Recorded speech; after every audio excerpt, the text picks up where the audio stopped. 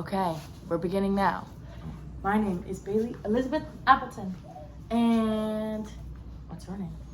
Joseph Stephen. Are we doing middle names too? Yeah, tell Joseph me. Stephen Appleton. And what's the day? Ooh, I don't know. February, beginning of February, like 2nd or 3rd in 2025. Yes, actually the 4th, because I'm flying home today. Is it the 4th? Yeah. Monday. Yes, okay. Okay, we're doing our interview, and you're actually the last person to interview, so pretty excited. And then everyone on YouTube can see what you're up to. Okay, I like that. Okay. Luckily now they're categorized, so Okay. we'll see how it goes. Which category did we pick first? I don't know which category comes first, so we'll start. What would you say you've learned in the last year that's changed your perspective? Last year, okay, since February. Wow.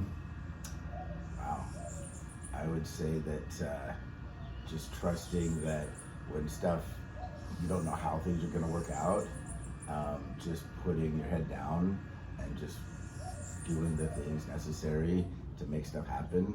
Things will happen. There's been so many times, especially last year, where I'm like, how in the world are we going to get through this? Yeah. And I've just put my head down, done the things that are important right now, and it works out. And it's crazy because in February, I guess in February we were sort of thinking about being able to move to PR, but it was just kind of a vague possibility, and then everything kind of happened, and here we are with this, the business, everything. So Yeah, but mainly in terms of Puerto Rico and the business, that was the big thing of keeping your head on the swivel, really. Yeah, just focusing on what's most important and knowing that I don't know what the next 10 steps are going to be. Yeah. And I don't even know if there are 10 steps. Yeah. So, yeah. Here's a question, because doing that when you're one person, I think, is easier than doing it with two. Do you feel like there was more challenges having it be, okay, now there's two people that we've got to kind of figure things out and not stress and do the things that are important and sort of categorizing what's most important and when to do them? Yeah, I mean, I think that there's challenges and in a relationship with another person, and there's a lot of advantages, obviously, right? Having a different perspective on, okay, how do we work through this one challenge of, hey, they're not going to renew our lease. What do? Do we stay in Utah? Do we, move to Puerto Rico? It's now the time to take that jump, that kind of thing. Yeah. So it's always good to have that other voice. Yeah. And then you learn how to. I learned how to work through those kinds of conversations with somebody who thinks about things very differently than me sometimes. Yeah. And sometimes that's a really good thing because I want that perspective, and other times it's like, yeah, but this might be the better way to do it. And so. Do you think it was way easier to move to Puerto Rico with having two people instead of one? What do you mean? I don't know, I'm just thinking in the aspects of like moving all of the stuff here and having all of the things of like, okay, dealing with flights and dealing with Ubers and how to get transportation and how to move the dogs, like if you have two people versus one. If it was just me, I would have packed a suitcase and moved. Like that's it. Yeah, but we didn't have that thing. So getting a house situated, get all the moving parts. Yeah. That definitely takes two people. That's fair. And Amy's a rock star when it comes to handling those kind of logistics and just getting it done. So she is really good at that. I've noticed that, especially being here this last week, I've noticed a lot of her strong suits. And one thing is, I feel like she's learned this island and where the things to do are really well. Yeah. And how to get out the door, Yeah, how to pack handling everything well. stuff, and she's got 10 things going into the car. So for sure. Nice. So how would you say that you've changed in the last 5 years? 5.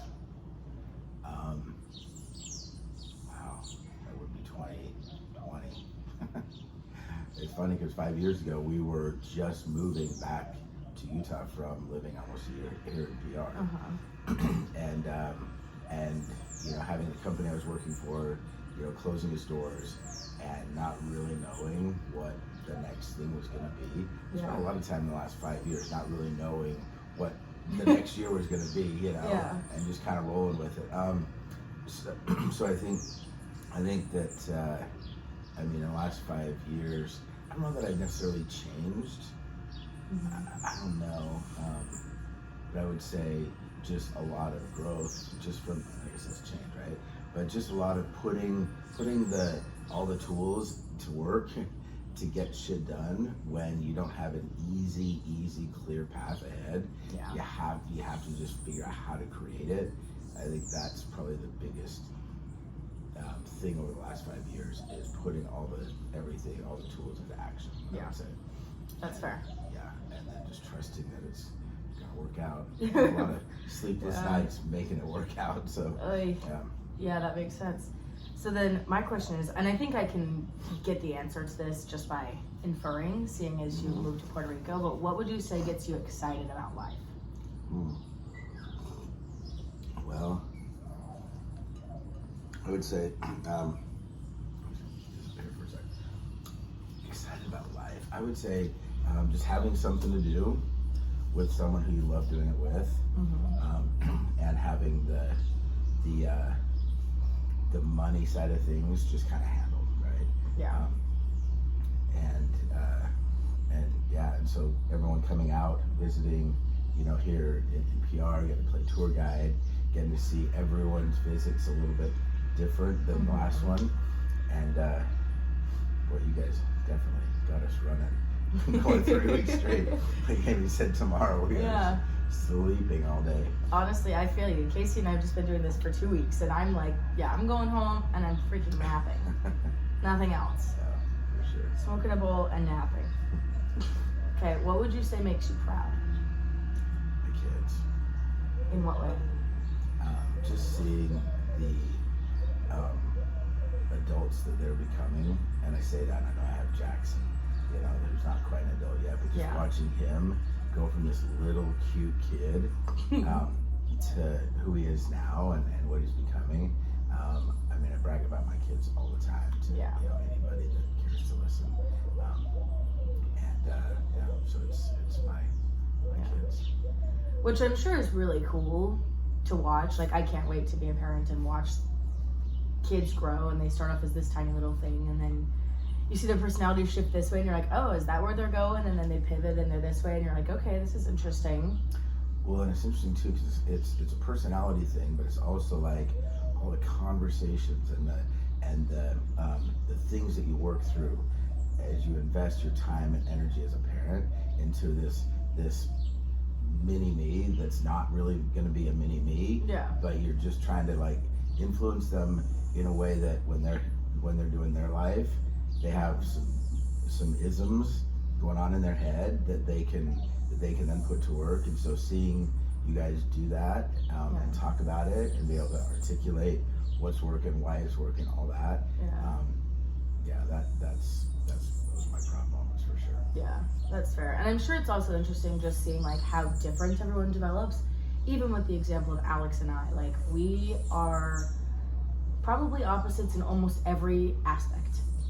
If there's an opinion to have, we probably think opposite. Are you doing opposite just because he says one way and you do the other? Well, what I find funny is no, but I think that even just the way that our brains work is very different. So he was very much like, follow the rules, don't get in trouble, XYZ, this is what I'm told, so I'm gonna do that. And I think just always I've been the complete opposite. I'm like, okay, this is what you're telling me to do, but why are you telling me to do that? And just because you're telling me to do it doesn't mean I should and doesn't mean I have to. And really just questioning everything. Is this really not an exit? Right, I'm like, you say this, but I think I might want to learn the hard way. And Alex just doesn't want to learn the hard way. I also think that Alex, at least right now in his life, is very, I guess you could say, comfortable with the life that he has. I don't think he really likes the idea of like pushing out of his comfort zone, even in the aspect of like he doesn't like to leave his house very much, because that's uncomfortable, right? He works from home, he lives there all the time, he's just got his dogs and his wife, and he's comfortable and happy there. And there's nothing wrong with that, because I think Alex has built a really great life for himself. It's just very different than mine. And so I'm sure it'd be really interesting, like watching kids, and especially when they're younger, like, yeah, you guys are different, but like you're all doing a similar thing, right? You're pretty different, but kind of the same. And as you get older, you become more and more different.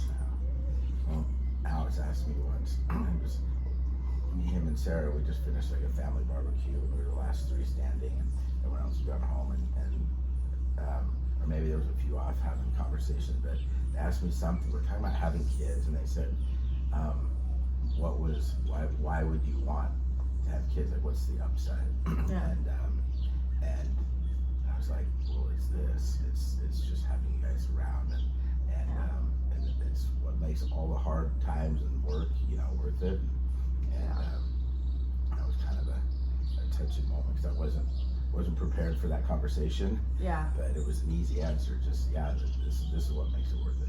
Yeah. So, yeah. That's fair. Would you say that there's anything that scares you about your future? Scares. I wouldn't. That's a strong word. It is a strong word. Yeah. I know you feel a way about the word scared. Yeah, I don't get too scared. Like I said, over the last 5 years and last year, there's a lot of unknowns. But once you kind of know that that's how life kind of is, it's a bunch of unknowns. Yeah. Then you just learn how to surf those waves, and then you're not worried about it, right? Yeah. You just kind of know, hey, there's going to be some uncertainty, and what next year looks like, I have no clue. Yeah. And so I don't even really try to guess. I try to say this is where I want it to be, and let's do the things to make that happen. Yeah. Yeah, so scared. Would you say that getting old scares you? I don't think I'm getting old. Look at that. Okay. Getting old scares me. No, because I don't feel like. We still have our parents around, so I don't feel like I'm quite to that age. They're the ones that are getting old. Yeah. And so, if anything, I'm like, okay, when their times come and they're not here anymore, maybe that's when getting old will hit me. Yeah. So I'm like, wait a minute, they're the ones that are getting old. I'm just doing my life right now. Yeah. But when I see them get so old that now they're not here anymore, and now I'm next. Does that scare you that your parents are getting so old that they're gonna die soonish? Well, that doesn't scare me. It's just kind of surreal. It's like, this is gonna happen. Yeah. It's gonna happen. And I look back at times in my life and even right now where I'm like, man, these are the best times ever, and will I look back, say 10 years from now when they're not around and go, damn, those were the best times, when they were here and I could pick up the phone, call them, text them, whatever. Yeah. How much of that will I miss? I'm sure I will, for sure. Yeah. How often will that hit me, or, and knowing that, especially with my mom, she's excited to get onto the next phase. Yeah. Like, let's go, let's do this thing, she's being patient with it. But so for me, when that happens, I'm going to be super happy for her. So that's not going to be, hard really. It'll be hard. It will be hard. But so the getting old thing, no, I don't.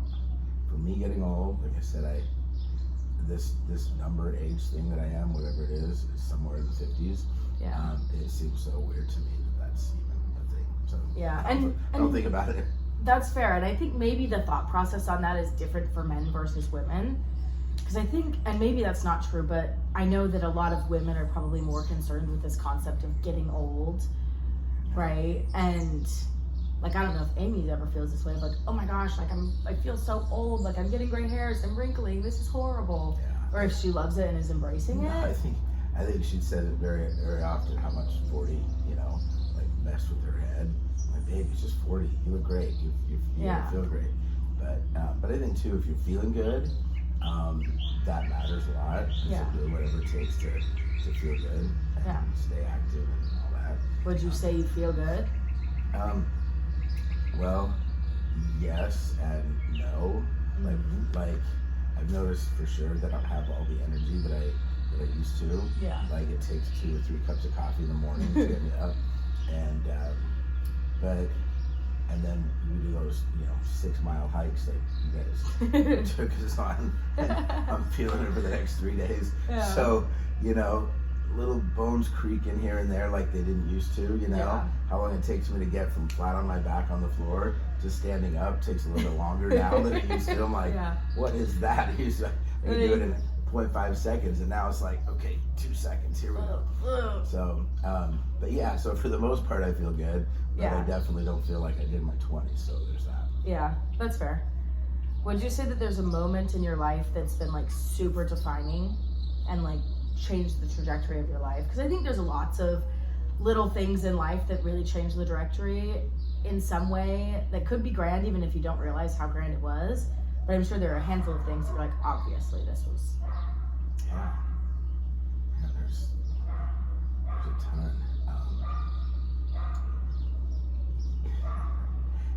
I don't know. It's kind of like, have you ever seen the game Plinko on The Price is Right? No. It's gonna sound very random, but it's so Price is Right. You know what that is, right? So I have this game. One of them is called Plinko, and it's basically this big board, like probably as high as this wall right here, with these big like nails poking out of it, almost like a checkerboard, right? So every nail kind of is, here, hold this, like you'd have to take a square like this and then turn them on the side, so nail, right, all the way top to bottom. So it's probably like 100, maybe 200 nails, and they have like a little puck, like like the air hockey puck.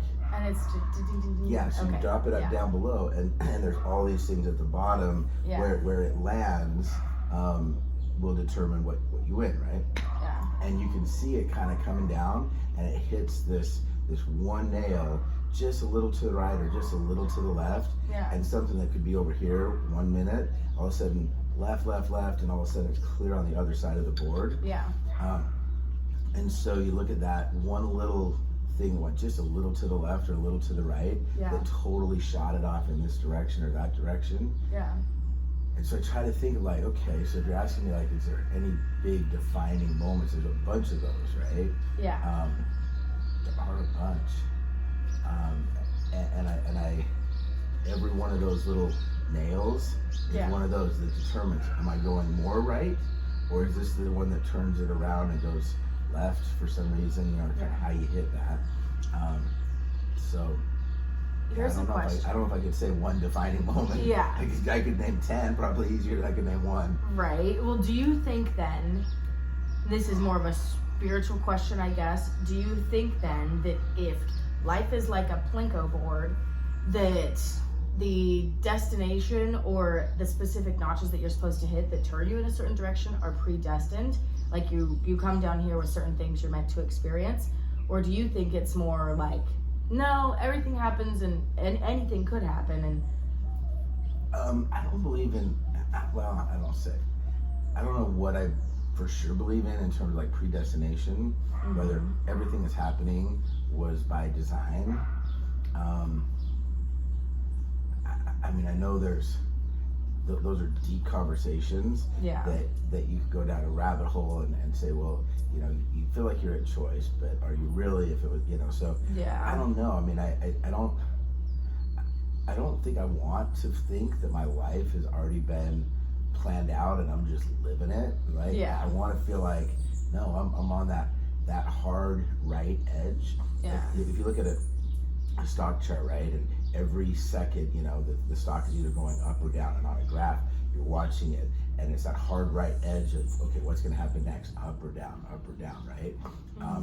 I don't want to feel like that edge has already been determined, and now I'm just like you're just writing it in real time.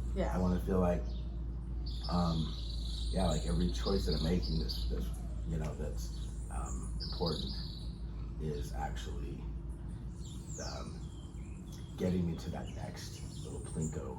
Plink. And you are the place that you're at right now because of the choices you made, because you got yourself there instead of because this was how it was meant to be. I'm not living out someone's play. And who wrote the freaking play anyway? That's a good question. If I wrote it, then okay, maybe, but I don't know how I could write it. If somebody said, write the play of your life, I'd go, how about we just how about we just get some tools and get people around you Just and just go. Let's just make it happen. Yeah.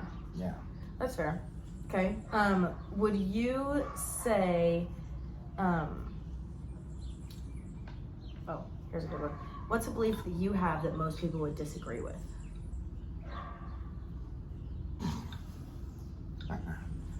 Most people would disagree with.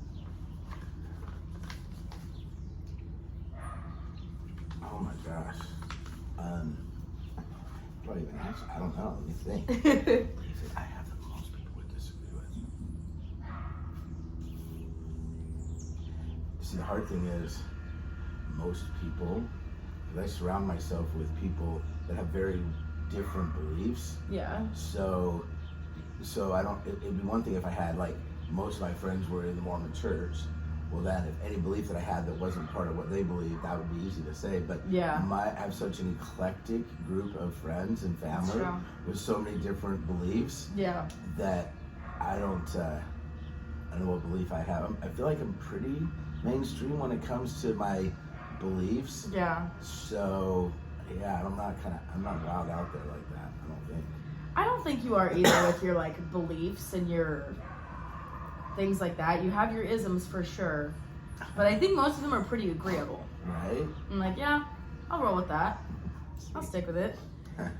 Okay, would you say what would you say are your greatest strengths and weaknesses? Plural or singular? Greatest strengths. I mean, I would probably say, just off the top of my head, probably just this determination, this tenacity to just figure shit out, get it right. Mm-hmm. And if I don't get it right, then learn from it and get better next time. But that can also be I hesitate to use the word weakness, only because, but I think it shows up sometimes when people aren't necessarily on the same page with that way of doing things, right? Yeah. Then sometimes that kind of gets in the way a little bit. And then so I will say this, that I always feel like I've been a pretty patient guy. Mm-hmm. I don't know. I mean, a sense of urgency for sure, but patience and I think maybe having a bunch of kids and just realizing, okay, I can spend every day just frustrated, or I can just learn patience. Yeah. Because this is just how it is. And I think maybe growing up with that many kids, oldest of 8, you don't always get your way, there's noise, so you just kind of have to learn how to tune it out. So I think it kind of develops a level of like thick skin and patience and everything. Yeah. But if I were to point out a weakness, the one thing I feel like I'm still a pretty patient guy, but I wonder if like 15 years from now, like I know I have to hold on to my patience. Mm-hmm. Like there's sometimes where I feel myself just getting impatient with no, this is it. This is how we're gonna do it, or get out of my way, kind of thing. So, yeah, I'm gonna watch that. That's fair. And I think for me at least, and maybe I think we're pretty similar in this, is like, I like to think I'm very patient with people. Katie likes to think I'm so impatient. And I'm like, no. I'm very patient with people. What I'm not as patient with is people who are being inefficient, right? I'm like, I don't expect you to be the most efficient, the most perfect, and do everything the quickest way every time.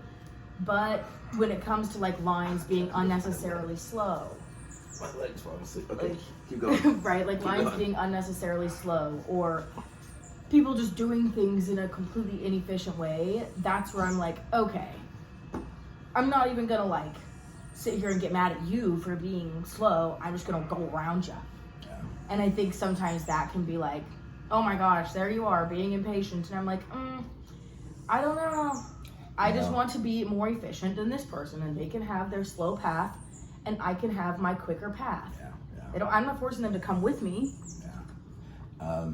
It is funny because I think living here, I've definitely learned more. It forces you to go slow. So that's if I know that might be something for me to look out for is my patience. Yeah. Then living here definitely puts that to the test. Teaches you that. Would you say there's anything else that you feel like is a weakness that you have or had and sort of overcome?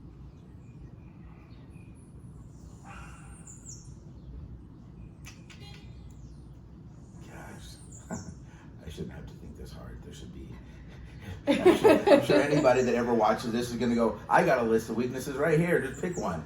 But let me think. But I feel you, like, for some reason, it's always been harder for me to find the things I don't like about myself than the things I do like about myself.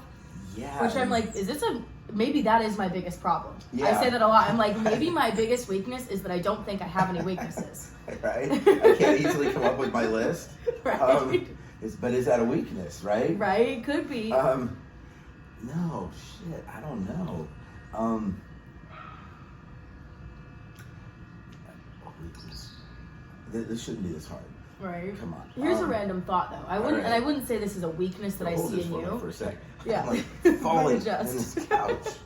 Okay. Here's something that probably isn't a weakness, but I'm thinking about it right now. I've kind of noticed throughout growing up, and I wouldn't say this is always true or always not, but in some ways you kind of have this like way of picking someone, like right now it's Amy, and you're like, okay, I'm really in on loving you. And a lot of other people, it's not that you completely nix them out and don't notice them, because you definitely do, but it's like, okay, we're doing this thing, everyone else, I'll pop in, I'll see them sometimes, but this is the person that I'm doing it with. Do you think that that is something that you've noticed in yourself even? Yeah. Here, hold this. I got a twist here a little bit. Yeah. I didn't like that. If you want to switch spots, then you can put that knee up until that one goes, and that one will switch back. Make this work. It's not totally asleep yet. So yeah. Here's what I know about that. In fact, I was even thinking about this actually this morning about how, like, my mom feels like, I'm sure sometimes, where she's getting ghosted because, especially, like, let's say for the last 3 weeks. Well, a lot of it's because of I want to be where I am. Yeah. Right. I remember when we would do those family phone piles at dinners, and it was because I was like on my phone, and everyone was, and I wanted people to be off their phones, but I was on my phone, so Lacey was always like the one to say phone pile, you know, it was kind of cute. Yeah. And so I really try hard to be where I am, right? Yeah. What happens is that a lot of the other people that are also super important to me, I could go weeks without talking to them because I'm so focused on where I am. So, and part of it's because maybe I'm a really simple guy and I can't, I can think about 10 things at once. I just can't go do 10 things at once very effectively, right? And you said this the other day, I'm a simple guy. I don't agree that you're a simple guy. Let's make that clear. I do not think you're a simple guy at all. Okay. But I wonder if maybe the reason why you're sort of like this is even because of how you grew up, and like even with how you are with your siblings, right? You didn't have this mentality, and I think it was because you were shipped off to so-and-so's house, and then you were shipped here, and you were sort of doing your own thing. I didn't get shipped. I jumped on the ship. Yeah. I'm like, I'm out. I'm out of here. But yeah, right? You're like, okay, you didn't feel this like sense of like, I must stay here with my siblings and figure this out with them. You're like, this is sort of like, I'm living my life and this is what's best for my life. And like, that's how I sort of view it with you moving to Puerto Rico with Amy, for example. And I think this time you moved, everyone was like, awesome, cool, good for you. But I think the first time you moved, there was a bit of this like growing pain of like, oh, my Jackson, for example, he's like, I'm still a kid and my dad's moving to basically a different country. And I think for me, at least, I think from a really early age, it was really, I took the concept of like you and my mom being my parents and switched it to, okay, yes, you guys are my parents, but more than that, you're just freaking human beings. And so although you moving to Puerto Rico is a big like, oh, there's now this huge spatial divide between us that like the only thing we can really do to correct that is you coming and visiting or me coming here. But I don't really know where I was going with that, but we're talking about weaknesses and not being able to being where I am, and kind of like doing my life, and letting everything else just kind of be what it is, where it is. Right. And it's kind of how I've done my life. Like when I left, when I was in high school, you know, you asked me the other day, well, what about my brothers and sisters? I'm like, well, I just kind of did my thing and figured that they would be able to do their thing. Yeah. You know, so.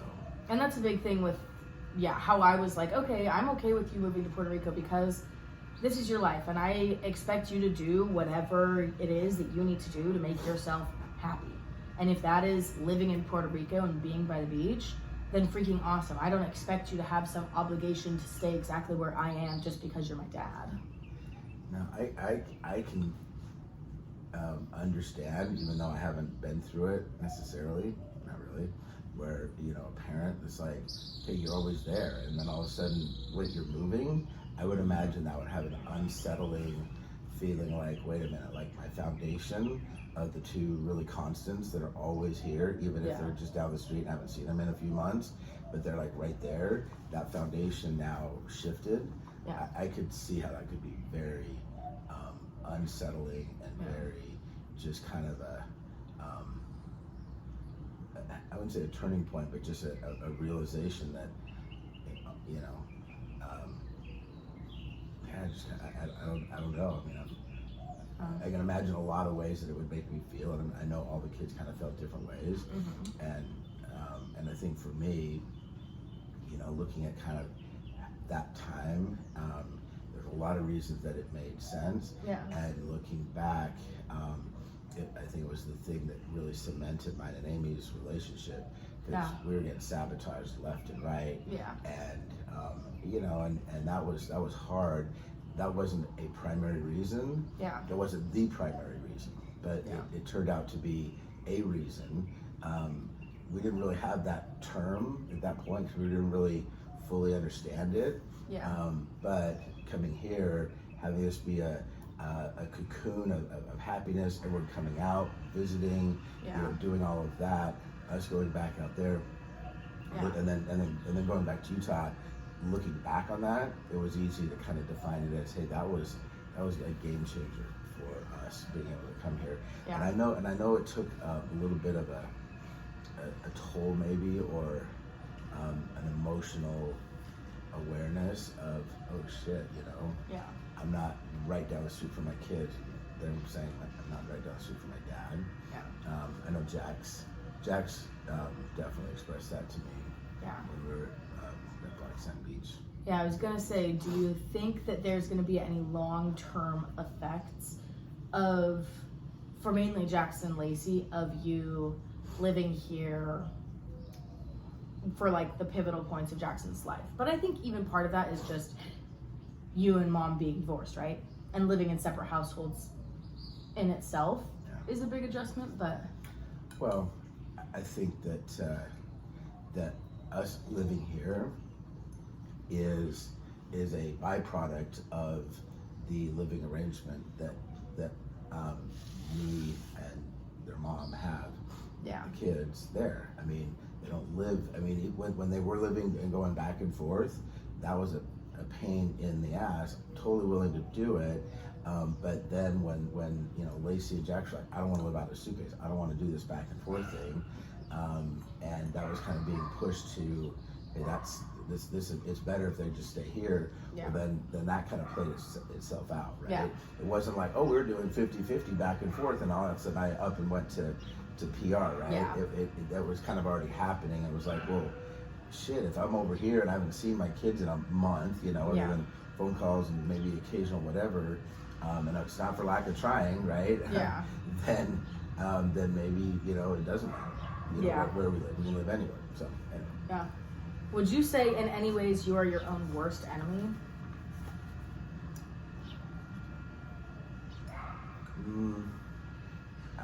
I would say no, and now I'm thinking, is there any way to say yes? Yeah. And I still think the answer is no. Okay. I think. I don't know. I mean, I'm sure there's things that it would kind of come back to the weaknesses thing, you know, like if I have weaknesses, then that would be kind of my own worst enemy, just when those show up. But since you don't have any weeknesses, then that that question sticks out. That ties a bow around that one. Next question. No, I don't know. I mean, I'm sure there's, I wouldn't say I'm my own worst enemy for sure. Yeah. But you know, there's times where I'm like, oh shit, I should have been more patient, or you know, I should have, you know, thought more about, you know, kind of what we were talking about earlier about, I have a lot of people that are really important to me, I love in my life, but maybe I don't keep in touch with them as much as I would want to. Like all of a sudden, it's like, wait a minute, a month's gone by or 2 months has gone by. Yeah. And part of me feels like, well, hey, texts and phone calls go both ways, right? Yeah. But and I think about like a lot of the people in my life a lot, but I could also have 10 more thoughts in that same minute or two. Yeah. And so I'm not just reaching out. That's fair. Plus I did catch shit from you girls earlier years ago when I had like a text. I think I said, hey, I'm just thinking of you, and then I copied and pasted it to all three of you because I was thinking of all three of you. Yeah, see, that's the issue. And then you guys were like, well, that's bullshit. I'm like, well, I was really thinking of all three of you. I didn't do it in a group text. I did individual text, and I don't know if you guys were all sitting there going, did you just get the same text? And all of a sudden. So now what happens is when I text you guys, I switch it up. It'd be great if I could say, hey, I'm thinking of you, because I am, but now I gotta have three different versions. Well, no, what I'm saying is when I think of all three of you, I can't send that the same text. So I have to do each individually, which means, I need a couple of minutes to kind of think of the three ways I would want to say basically that same thing. And I better not have any interruptions, because then two of you are going to get it. Then the question is, well, who got it first? And I don't know. Anyway, I'm thinking about all of you. Yeah, I love you. There you go. Right. Everyone's being thought about, okay? Okay. What would you say is something that you admire about your parents? And also question, do you think about your dad, and would you say that he had lots of influential things about himself that were influential when you were being raised? Because I feel like I don't ever hear much about how you were raised, or your parents when you were a kid, or your dad at all. I mean, I think let's look at him first and my mom. But he had so many kids, and he wasn't around a lot. Yeah. So, but can somebody still have an influence? And I would say yes. I think the influence that he had was just, I watched him, really have a good hard work ethic, because he had to. He kept bringing babies into this world and then had to go figure out how to pay for them. So he was always working, always going to school. I didn't even consider that, at the time as an influence or anything. Yeah. But looking back on it, if I was to say, well, what was the biggest influence he had? It was probably just that example. Not that he was teaching me, because I don't remember a lot of isms or teaching moments or one-on-one conversations. We would, if anything, we would just be at odds. Yeah. And they had so many other things going on that whatever. Yeah. Was the question influential? What do you admire about them? Oh, admire. Or what were something that you took from their parenting that you really liked, and something that you totally didn't like? So with my mom, I really admired, again, her ability to kind of pull it all together, keep it all together, that's a lot, having that many kids that young. And what I admire about her now is just she's just determined. She has really, really strong faith, and it's not going to be shaken. So she's really, determined there, and so that I admire that about her. That's been one constant thing. Yeah. That I don't know anyone who's had that level of consistency, throughout their entire life on something that matters so much. So, I admire that. Would you say there's anything from how they parented you or your siblings that you're like, I am not doing that. I'm going to do the opposite of that? For sure. Yeah, there was a big list of things that, like my mom and dad once, it was, I can't remember how old I was, probably, I don't know, 5th, 6th grade. And the news would go off, and then MASH would come on. For a reason, I wanted to watch MASH, and my dad was like, time for bed, and I was so pissed that I had to go to bed at the same time the other kids did, and all this. And anyway, I remember one time, I went to bed, my mom comes in, she's like, I'm like, this is so not fair, I'm gonna do so different. when I'm an adult. She's like, well, okay, well, you're in bed, so you might as well like make a list of all the things you're gonna do different. And that was on my top of my list. I'm gonna let my kids stay up and watch MASH.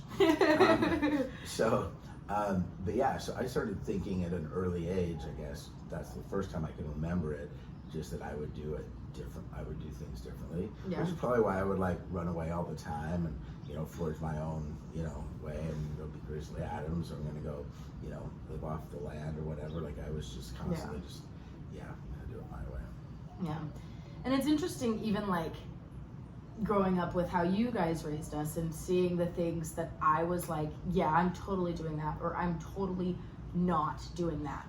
And one thing that I'll say that I really liked, that I don't know if you guys, I'm sure you did it consciously, but maybe even a bit of it was subconscious, especially when you guys like were going through the divorce, is the way that you parented kind of leniently, right? Of like, we didn't have these strict curfews or these strict rules of like, you must get straight A's, you must do this or this or this.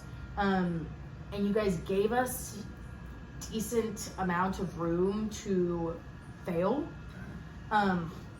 which therefore I think kept me kind of in line. Like I did all of my experimenting and experiencing and breaking the rules or whatever, but it also got to the point that I'm like, I'm not like sneaking out because I could just leave, right? When there's no rules, then you don't really care to break the rules. And there's definitely rules, but it's like Jackson, for example, like he doesn't go out past 11 o'clock because he's like, I could just leave. So I'd rather not, and I'd rather just stay at home. That's what I found. So growing up, with a lot of rules and a lot of it has to be a certain way, and realizing no, it doesn't, and being on the no, it doesn't matter side of things. I think that was a conscious decision. How your mom and I parented was, not being a helicopter parent at all, but letting, giving a very large range of, obviously we're not going to let our 2-year-old, walk down the street, but if they want to walk over there, okay, that's 30 feet away, but I can see you, you're not in danger. But some parents would do it differently and have them right there. And so we did that, not just in a, walk over there kind of thing, but just, lots of things. Gave you guys a lot of opportunities to, kind of make your mistakes. At least when you're living in our home. Now, we weren't the kind of parent to say, oh yeah, so our kids want to get high. Well, I want them to get high with me, so I know that they're safe. And so now you're partying with your 15-year-old kids. No, that's not how we ever did it. But it was, hey, if they're gonna make their mistakes, let them make them while they're still sleeping in a bed in our home, so that we can wake up in the mornings and they're right there, as opposed to off in college 100 miles away, and not knowing what it's like when they're waking up, kind of thing. So I think that was a very conscious decision to, and it was good that we saw things pretty eye to eye on that. Thank God. And I don't know, that's one thing that, especially growing up in Utah, I'm like 100% I'm doing this with my kids and parenting them in a more lenient way, because I see all of these Mormons and how they raise their kids to just be very sneaky, right? You think you're raising your kids in the church and this truth and and you're really just raising your kids to be really good at lying, right? And I'm like, I'd rather my kids not lie to me and just come to me when they fuck up and know that, like, okay, I'm not gonna freaking lay the hammer on you, but you do have consequences to your actions. That's what I was gonna say. It can't be a free for all. Like that leniency and giving people a large comfort zone to experience life in. That's a harder way to be a parent.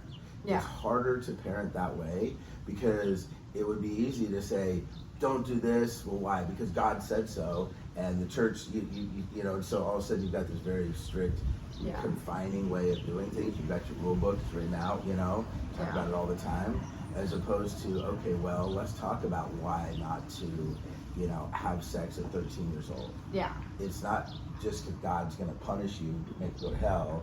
But there's some other really important reasons. So let's talk about those things. Having those conversations, and that's a harder way to parent. It takes more energy, more effort. Now somebody's like, I don't freaking care, I don't even know where my kid is. Well, that's an absentee parent. And so there's very different specific parenting approaches. So that's fair. Would you say that there's any like valuable life lesson that you learned from your parents? that you're like, yep, I heard this a lot growing up, or I've heard this one thing and it really stuck with me?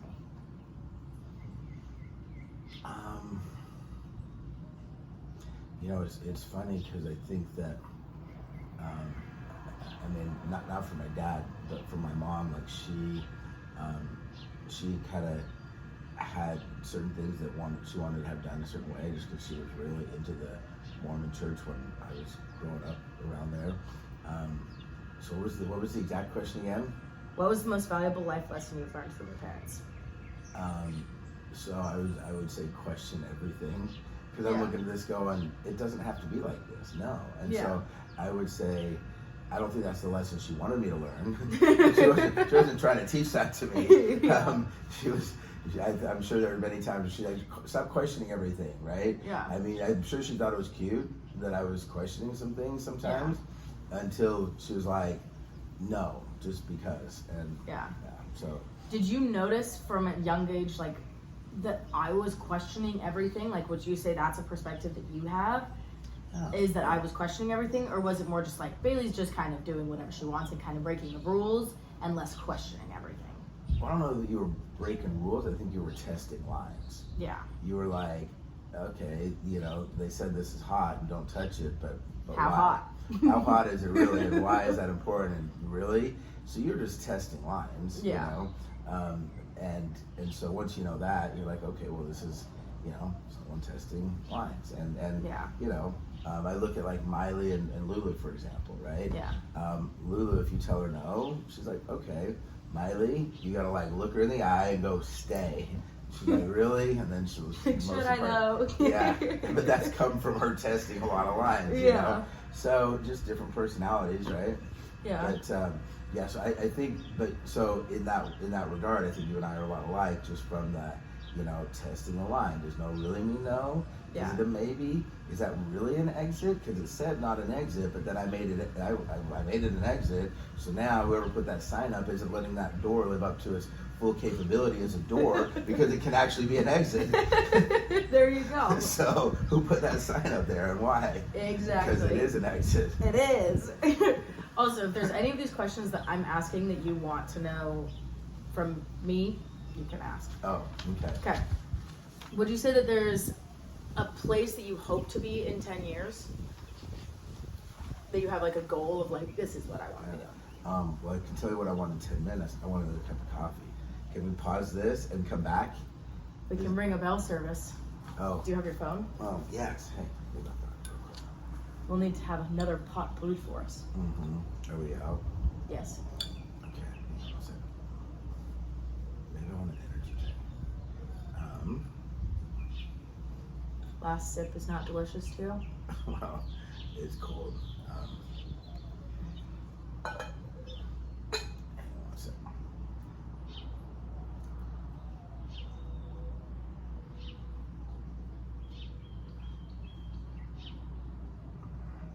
And okay.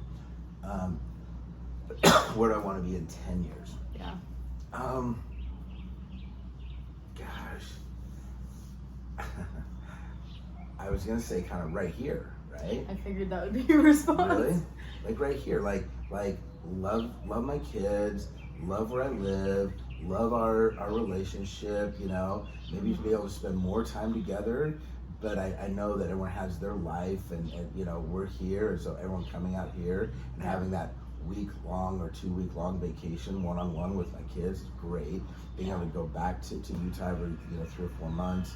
I mean, all that's great, right? I mean, I know that 10 years from now, everyone's going to be probably more having relationships kids. and having kids and doing their life, and so everyone better freaking remember me, that they're not doing their life, and all of a sudden I'm the one getting left on red when I text. Like, wait a minute, this is Dad.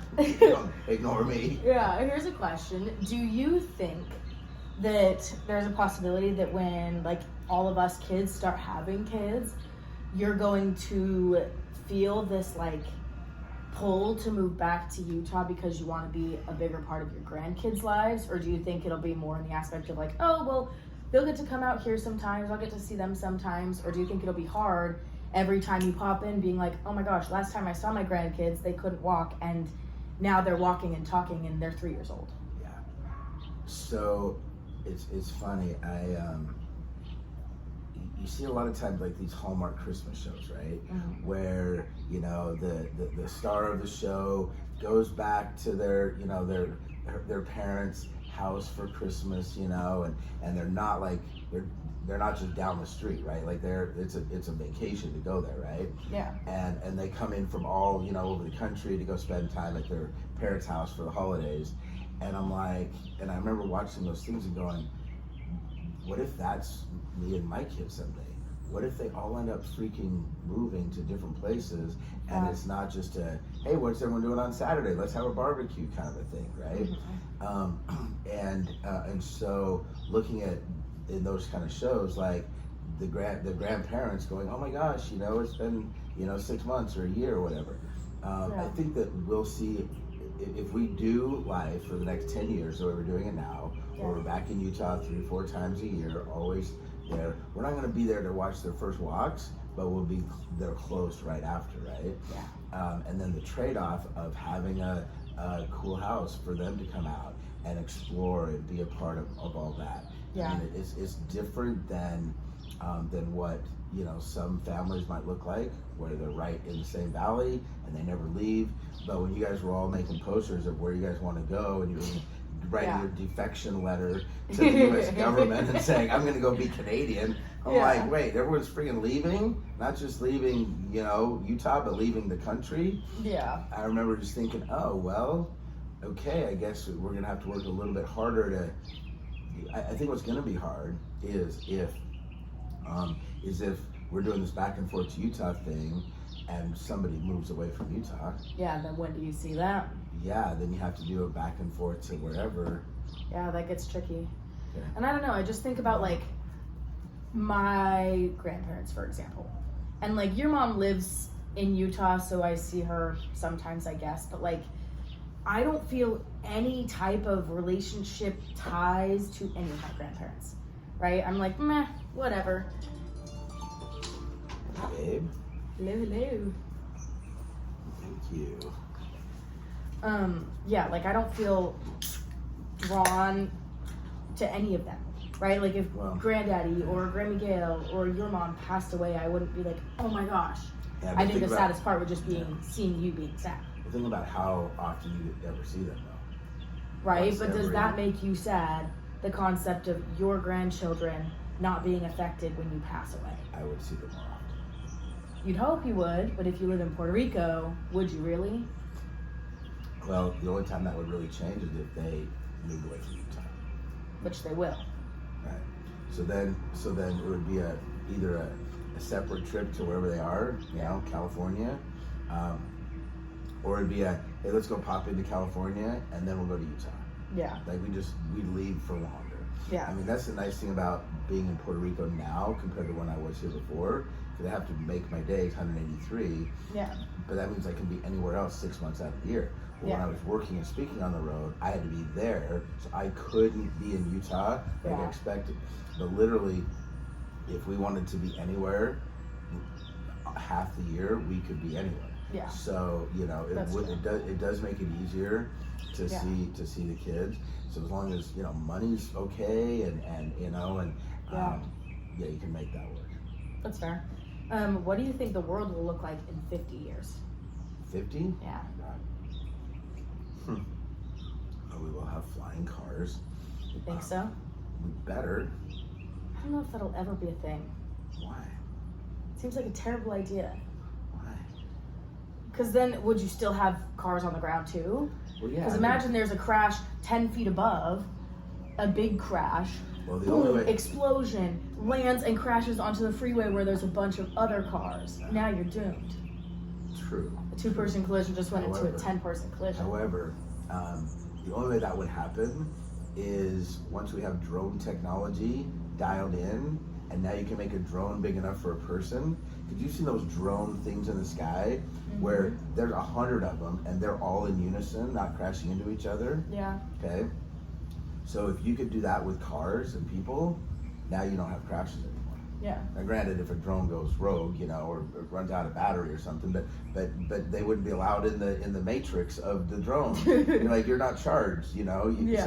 So I think you could get to that place, you know, where flying cars could be a thing, right? Yeah. But I think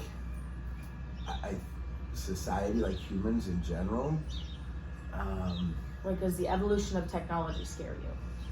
it doesn't scare me. Do you find it cool? Do you think it will be the death of us all? No, I think it's cool. I think that it's gonna. I mean, there's so many things happening right now with AI, Yeah. and you know, chips getting planted in people's brains, you know, and helping them, you know, kind of be able to move a cursor on a screen with their thoughts, and Yeah. so that beginning of all this, and you know, 5 years, 10 years, I don't know if it'll be super different. There's gonna be some things that are way different. Yeah. 50 though, that's a lot. Yeah, like by the time that I'm a grandma, Yeah. you think technology will still have run its course and keep evolving, and there's not a point that it can evolve too far? Oh, I think it's gonna evolve like crazy, and I have no idea. But you don't think it can evolve too far? Well, too far meaning we freaking blow up the earth. I think we can absolutely do that. Yeah. I think technology can totally fuck some things up. If and not just can, but will. Like, I think that our next war, our next major world catastrophe will be technology related. Yeah. Which means it could have been hopefully avoidable. Yeah. But you know, and then the question is how to fix it. And will people know how to fix it, be able to fix it, care to fix it? Yeah. And that's the thing that sucks, is that that's the world that you're going to be in. I probably won't be around in 50 years. But I also hope that I can keep up with technology. Like, I look at my mom, and she has a hard time figuring out the computer, and I'm like, this is super easy. But is there going to be something like that just trips me up that I cannot do? Maybe, but luckily I feel like you were at the point in like technology's evolution that like it really started springing up when you were probably like in your 20s, 30s. And so you were spry enough and mentally capable enough to like see those advancements and move with it. So I feel like you'll be fine. Well, yeah, and I think like when AI really started kind of becoming a thing, and it was almost like the internet, right? I mean, I wasn't the first person on the internet. I was definitely not an early adopter. Yeah. Once I'm like, hey, everyone's on this internet thing, then I started kind of picking up. Same thing with cell phones, right? Yeah. I had a cell phone at an early age. Texting, that took me a while. I'm like, why would you text somebody? Now it's like, why wouldn't you, right? Why would you text somebody? Right? So I would say that I'm kind of an early adopter, or mid-early adopter. Like, so with AI, but there's going to be some things that are just so far advanced, and like even like Snapchat. I mean, I don't want to have to learn Snapchat, but I have to, because that's the only way to get hold of Jax, right? Yeah. But so there's little platforms and little technologies like that that I'm just like, I don't want to learn that. So I hope there's not going to be one thing that everyone uses that I'm like, I don't want that. But who knows? Maybe I will. Yeah. Maybe everyone starts getting brain chips planted in their heads and talking without, talking. Oy. Maybe I'll join the bandwagon. I don't know. The one thing that's tricky for me is like, I don't know, I think in a lot of ways, these things that we find really cool and like, oh my gosh, like this awesome technology is actually horrible. Because although it's super convenient, I don't think being a human being is meant to be convenient, right? Because growth comes with challenges and adversity, and if you lack adversity entirely, then what is the human race? And so I think in a lot of ways, I'm like, I don't want more technology, right? Because the more advanced, the more technology, the more all of this awesome things, my brain tells me, okay, we're getting farther and farther away from like the way that human beings were meant to live. And I'm like, I don't know. I like the concept of living like in the 70s. Perfect. I wasn't around in the 70s though, right? Gays were still being, I don't know what they were being.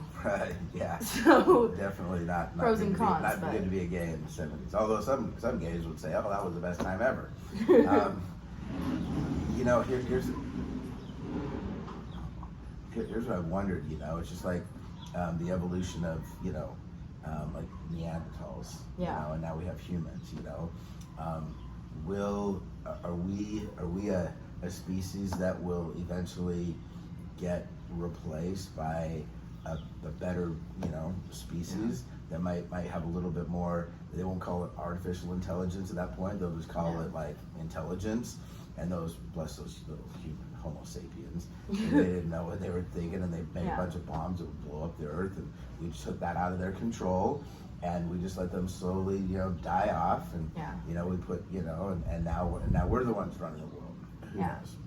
Here's a question, and I don't think you'll probably agree with this, but there's a lot of talk, probably not in your circle, but that there's like this consciousness shift going on with all of human beings, and probably not all human beings, right? But there's a lot of people that are like, there is a shift in consciousness happening right now to the collective earth, and it's like raising, and the frequencies are raising, and like good shit's about to happen.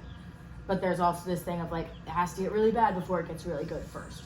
And some people think that the really bad already happened. Some people think that it's still bound to happen. And there's all of this debate of like, a lot of people are like, yes, the consciousness is shifting and raising, but what's going to happen before we get to that point?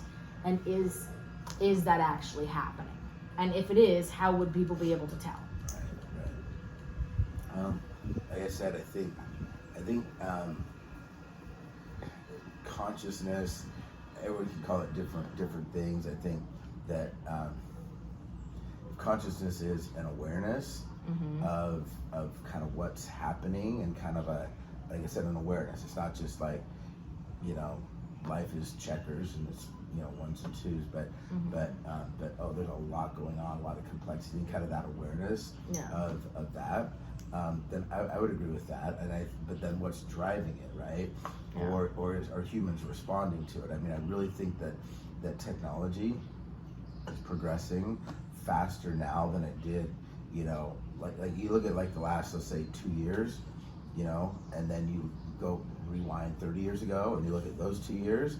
Yeah. These 2 years have progressed a lot more than those 2 years. Yeah. So if that's what we're saying would be speeding things up, and probably a little bit more exponentially than ever before, like we're on potentially a hockey curve here, and then what I was saying, I think the next war, the next world catastrophe that's going to make things rough is going to be probably related somehow to, we fucked some things up with technology, and now we got to figure out how to fix it.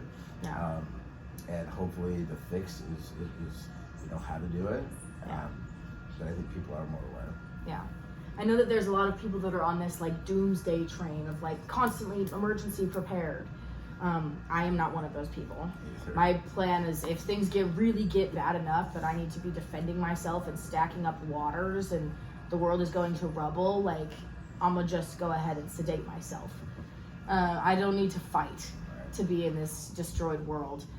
But a lot of people think that like there's gonna be this giant like power outage basically, and the power will be shut off and there won't be wars anymore. It'll be like this, everyone's deprived of internet and power, which would kill a lot of people. And it could now create an apocalypse type scenario where the ones that do want to stay alive and fight, now all of a sudden they're warring. But I mean, you see what happens when there's no power, no water, especially for a long period of time, and you can see how it can create some chaos. Do you think that's likely? Well, is it likely? The answer is yes. The question is for how long, right? Like Texas, I know they have their own power grid, and they had an issue, I can't remember how many years ago, where like the whole power grid basically went down. And I can't remember what caused it. I want to say it was some hack into their system somehow. And so knowing that all these things are run with technology, and there's going to be certain powers that be that might be totally wanting to hack in and take out a power grid. And so what would you do about it? How do you debug that? I mean, you saw planes get with an that wasn't a hack, that was an update mess up with, that affected the airlines, and all of a sudden all these planes were like screwed for like 2 hours or 2 days. But in terms of like preparedness, it's funny because living here, the power goes off all the time here. So how do you work around that? You get solar, right? Yeah. We always have at least 5 or 6 cases of water and 5,000 gallons on the roof, just because we're prepared. If we didn't have that, I'd go get it. I'd figure out how to, and then that can last for a while until you can kind of go, okay, now how do we regroup? Do we leave the island?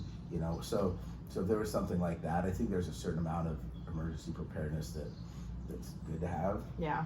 But that's fair. And then all of a sudden you realize how much food you do or do not have in your pantry. Yeah. You got water, but do you have food? Aside from bags and bags of dog food. Yeah. Your dogs will be good. They'll be fine. You can feed them I don't know lizards. what I'll be eating. Chips. Yeah. Lots of chips. And rice. A lot of rice. Have you seen all the rice we have? I know you said you've got We got a lot of bags rice. and bags. Okay. This is a parenting question. What do you wish that your kids could see about you? Or like understand better of you? I would say if they could know how much I love them. Mm-hmm. I think that maybe because we don't have those, we say I love you a lot, so there's that.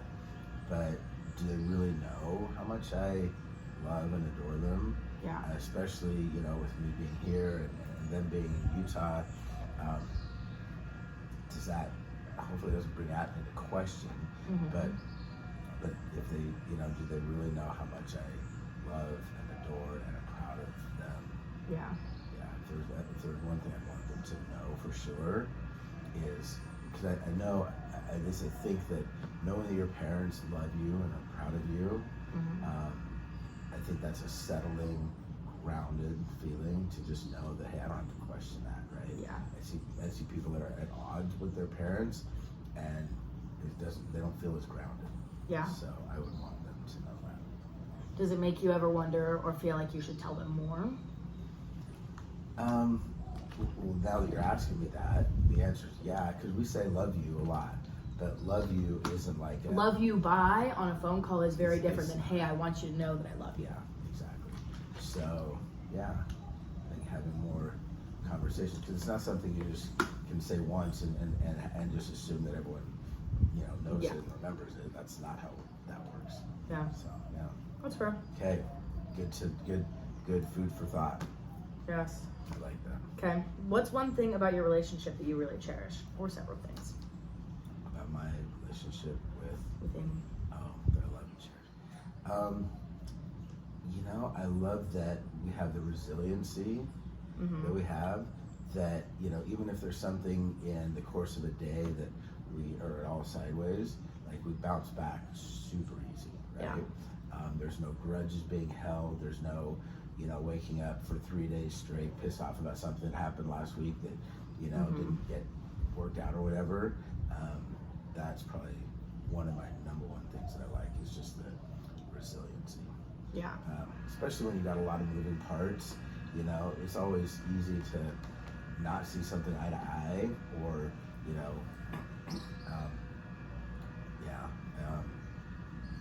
but then knowing that little whatever disagreement, which whatever is super simple, doesn't get held on to or built up into something bigger than it shouldn't have ever been in the first place. Yeah. For 3 days straight. Like, we don't have fights like that at all. Yeah. Ever, which is great. Yeah. Which is way nice. And I think you guys were very intentional about like protecting your peace when you first got together even. And I'm sure that that's been a really good building block to carry on throughout your relationship. And I hope that, the kids and the friends that we have can kind of see that and look at that as an example. Not that I'm trying to like teach that necessarily, but just kind of living it and seeing it and going, oh, I like that way of doing things. Yeah. What would you say were some things in the very beginning of your relationship that made you really like fall in love with Amy, or know like, yep, you're the one? Wow. We fell hard fast. Yeah. you know, I think that. Want to switch sides? Then you can. Yes, let's switch sides. Switch. Oh my gosh. Oh, that was rough. Oh no. Threw a hip out. Ay, ay, ay. That's being all time. There you go. I can't relate to that feeling. Oh. My ass is asleep from gosh. here down to my toes. Wow. Okay, are we in camera? Mm-hmm. What was it that made me fall in love? It was effortless to talk with her at first, right? I mean, I'd seen her from a distance, really only on Facebook, and when we first actually met face to face, just seeing her, it felt very familiar, very comfortable. Like I wasn't meeting a stranger. Yeah. And then just having those conversations, and like I said, a half-hour lunch turned into 4 hours, and then it was, I don't want to say goodbye. I want to see you tomorrow. You know. Okay, I want to see you the next day. I want to see you the next day. So, we said I love you within 4 days, and so I saw how sweet she was, and just how, I wouldn't say innocent, although she did have a lot of innocence about her. Yeah. But I don't think that was what attracted me to her. I think she just was super genuine and real, and we had really good conversations that progressed into another conversation. So every day was just better than the day before. Yeah. And then I went on that first trip out of town, didn't know that she was going to be worried about a traveling boyfriend, husband, whatever. And just told about that when we came back. And so we just had really open, good conversations. And then when we went to Orlando, probably 3 weeks in, and we just got to have some really in-depth, like late night conversations. We just talked about really everything. I mean, I knew a lot about her, and she knew a lot about me easily within the first, month. Yeah. So, Would you say you believe in soulmates? Or would you say you could find hundreds of people in the world that you could probably click with? It just happens to click with this person. Well, so I don't believe that there's like a one and only, right? I don't believe that. That's a lot of fucking pressure. Yeah. If you feel like there's a one and only. And then if that one and only doesn't work out, then you're like, well, now what? There's nothing left, yeah. Well, yeah, like what? Then you're like, well, was that a one and only, right? Yeah. But I think that there are souls that can easily connect and then become. This sounds so Hallmarkish, but become one. Like if she's hurting, it hurts me. Like I can feel it, right? Like she's in my cells, I'm in her cells, and so I think through that, I think you become soulmates. Like you choose to link your souls and each other together, and then you build and you grow on that. That's how I guess I look at that. And there's very few people in the world that you. I think some people could probably do that with lots of people. Yeah. For me, I'm not like that. So having found, Amy, that was a pretty freaking big deal. Yeah. What would you say is something positive that you learned from each of your exes? And also, would you consider when you're looking at your list of exes, or not even, because I also want to hear one about Amy. So all of the partners that you've had. So you've got Steph, Amy. Would you say there are any other people that you would consider in your list of like significant people you've dated? Well, like my high school girlfriend, I guess. So what was the question though? And I'll tell you if how big that list is. What's the question? Yeah. What's something positive or monumental that you learned from each of your relationships? Okay, well, let's keep that list short, because like the girl that sent me on my mission, I mean, that was just, hey, thanks for not being a temptation and letting me get out there. Right? Yeah. That was good, but that was just a blip in my life, 9 months or whatever. My high school girlfriend, what did I learn? I learned that I don't know, falling in love young and not really knowing what you want, and having the maturity to be a good partner in a relationship and help that person be good. Like that became really important to me, going, okay, I saw some really good things, but that was never gonna actually work out. And then the hard part of the breakup, we spent a year breaking up and getting back together. And that's when I realized that jealousy, so I had a few fears: needles, snakes, and jealousy. Those are things that would just like hurt me. Yeah. And so now I'm happy to say I'm like good with all of that, right? Yeah. I mean, could there be a snake that would scare me? Yeah. Could there be a needle? Yeah. Could I be in a situation where I might feel jealousy? Yeah, probably, but it wouldn't be crippling, to figure out how.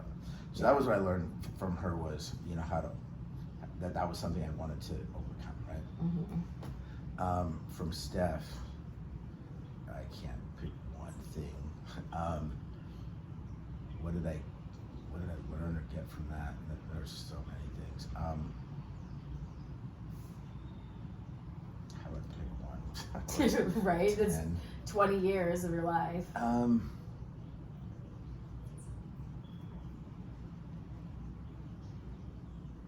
Wow. Let me think. I feel like whatever I say, that's gonna be the thing. So we can put it on the record. There are many things. Yeah. I learned how important it is to have a friendship in a relationship, how that is the glue that holds things together when things are tough. Yeah.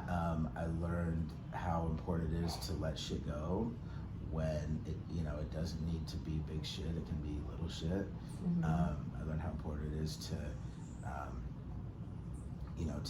to listen, to each other, and not have to be on the same page perfectly, and be okay with that. Yeah. I learned, I think in that relationship I really learned how to love. Mm-hmm. I know I learned how to love. And even though that didn't work out, I still had faith that I could love, and that love was good, and it didn't need to end badly. Yeah. And that I was willing to wait for that person to come into my life, that I wasn't just gonna race into, trying to fall in love with somebody, that I was gonna wait for Amy. Yeah. And look at the timing of when we, finally got to meet, and I think that, of the universe, whatever, but she had stuff that she was having to deal with in her life, and I think so. The universe was keeping us apart until everything, the stars aligned, and now we could be together. We broke up with our exes literally on the same day, 3 weeks before we met. Yeah. And it was just kind of a cleared path to be able to be together. But there's my short list. I'm sure I could have 20 more, but yeah. Fair enough. Who would you say was your first love? Oh, my high school girlfriend. But I remember thinking, as we were breaking up, I'm like, okay, if I can possibly survive this, the love of my life, imagine there's going to be another love down the line that'll be even better than this. Mm-hmm. And so that's what kind of got me through, that breakup, because we were like, we were joined at the hip kind of, relationship. Yeah. We were together, and we had the same jobs. We went to different schools, but we were always together, always together. Even, so like I said, jobs together. When we were breaking up, before we were breaking up, we decided to have all of our college classes together. And then we break up. It's like, who's not going to class today? That sucked. Okay. I just remember this. A while ago, you mentioned that you have this memory of actually proposing to someone before you proposed to Steph. Yeah. And was it your high school girlfriend? Yeah, she had a ring and everything. Was it in high school that you proposed? No, it was after. Okay. Yeah, so we had high school, 2 solid years, and then we broke up kind of right as we were graduating, right? Mm-hmm. I was just gonna see other people, and that kind of kicked off the year of on again, off again. But when we finally broke up, we had decided to be together, so we moved in together, proposed. You know what's funny is I don't even remember actually proposing. So I'm wondering if we didn't just get the ring and put it on her finger. Like that would be a lame ass proposal, but I don't remember a proposal, Yeah. which doesn't sound like me at all, but I don't remember it. But we had a ring and everything, because when she moved out, you know, there was a ring, you know, and then all of our shit gone except the ring. Like, Okay. when she moved out, were you surprised, or were you like, I was surprised. you knew she was leaving? No, I was surprised, but we've been back and forth, you know, so much, and yeah, I think she got interested in another guy like really quick.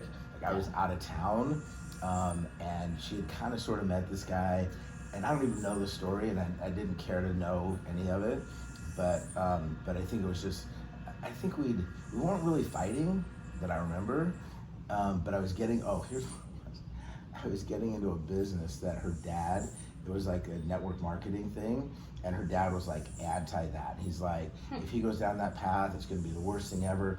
So I think there was a little bit of that. Her dad not really liking, not necessarily not liking me, but not liking that relationship. Yeah. And so any opportunity to kind of twist that knife. And so I think it was her that coupled with the, hey, we're not going to work out anyway. And then she meets this guy who I think she ended up marrying actually later and having a couple of kids, if I remember right. So it was kind of all that happening. So I was out of town on a business trip with that network marketing company, went to the big convention. And I think she had maybe even said, which I didn't pay attention to, hey, if you leave, when you come back, I'm not going to be here. So now that I'm kind of thinking it through, it wasn't a surprise to me that we didn't work out. I was surprised when I came back and she wasn't there. She was actually gone. She was actually gone, but that was easy after that to not be heartbroken. It was that year of back and forth. It was heartbreaking, and I think a lot of what I did is I took all that energy and channeled it into that business, which was a game changer, because that's when I first started devouring, you know, personal development stuff and Tony Robbins. I mean, I was constantly listening to cassette tapes. That was back in the day when cassette tapes were the thing. And it was constant business and motivation. And I mean, I didn't listen to the radio ever. It was constantly that. And even when I would be partying, like I'd get high and I'd go drive and listen into all this stuff and drive the foothills in Provo, you know, high as a kite, listening to Tony Robbins, looking at these houses and going, is this even possible? How can I get from here to there? So anyway, that's fair. Do you think that it was like, in that relationship, you had your relationship, but there was also a point where you were like, okay, what I realize now is I need to focus on like my career and building this, and that's taking precedence over this relationship? And do you think there was a point back then that you were very intentional about like, okay, there are two paths I can really focus on here, and my career is the smarter one to focus on? With my high school girlfriend? No, I thought that I wanted to be in that business, right? I wanted to do something bigger than what I was doing right then, and I thought she'd come around, and she didn't. So I didn't choose business over the relationship. The relationship chose out, and so I just focused all my energy on the business instead. So, and I'm so glad I did. Like, that made such a huge difference.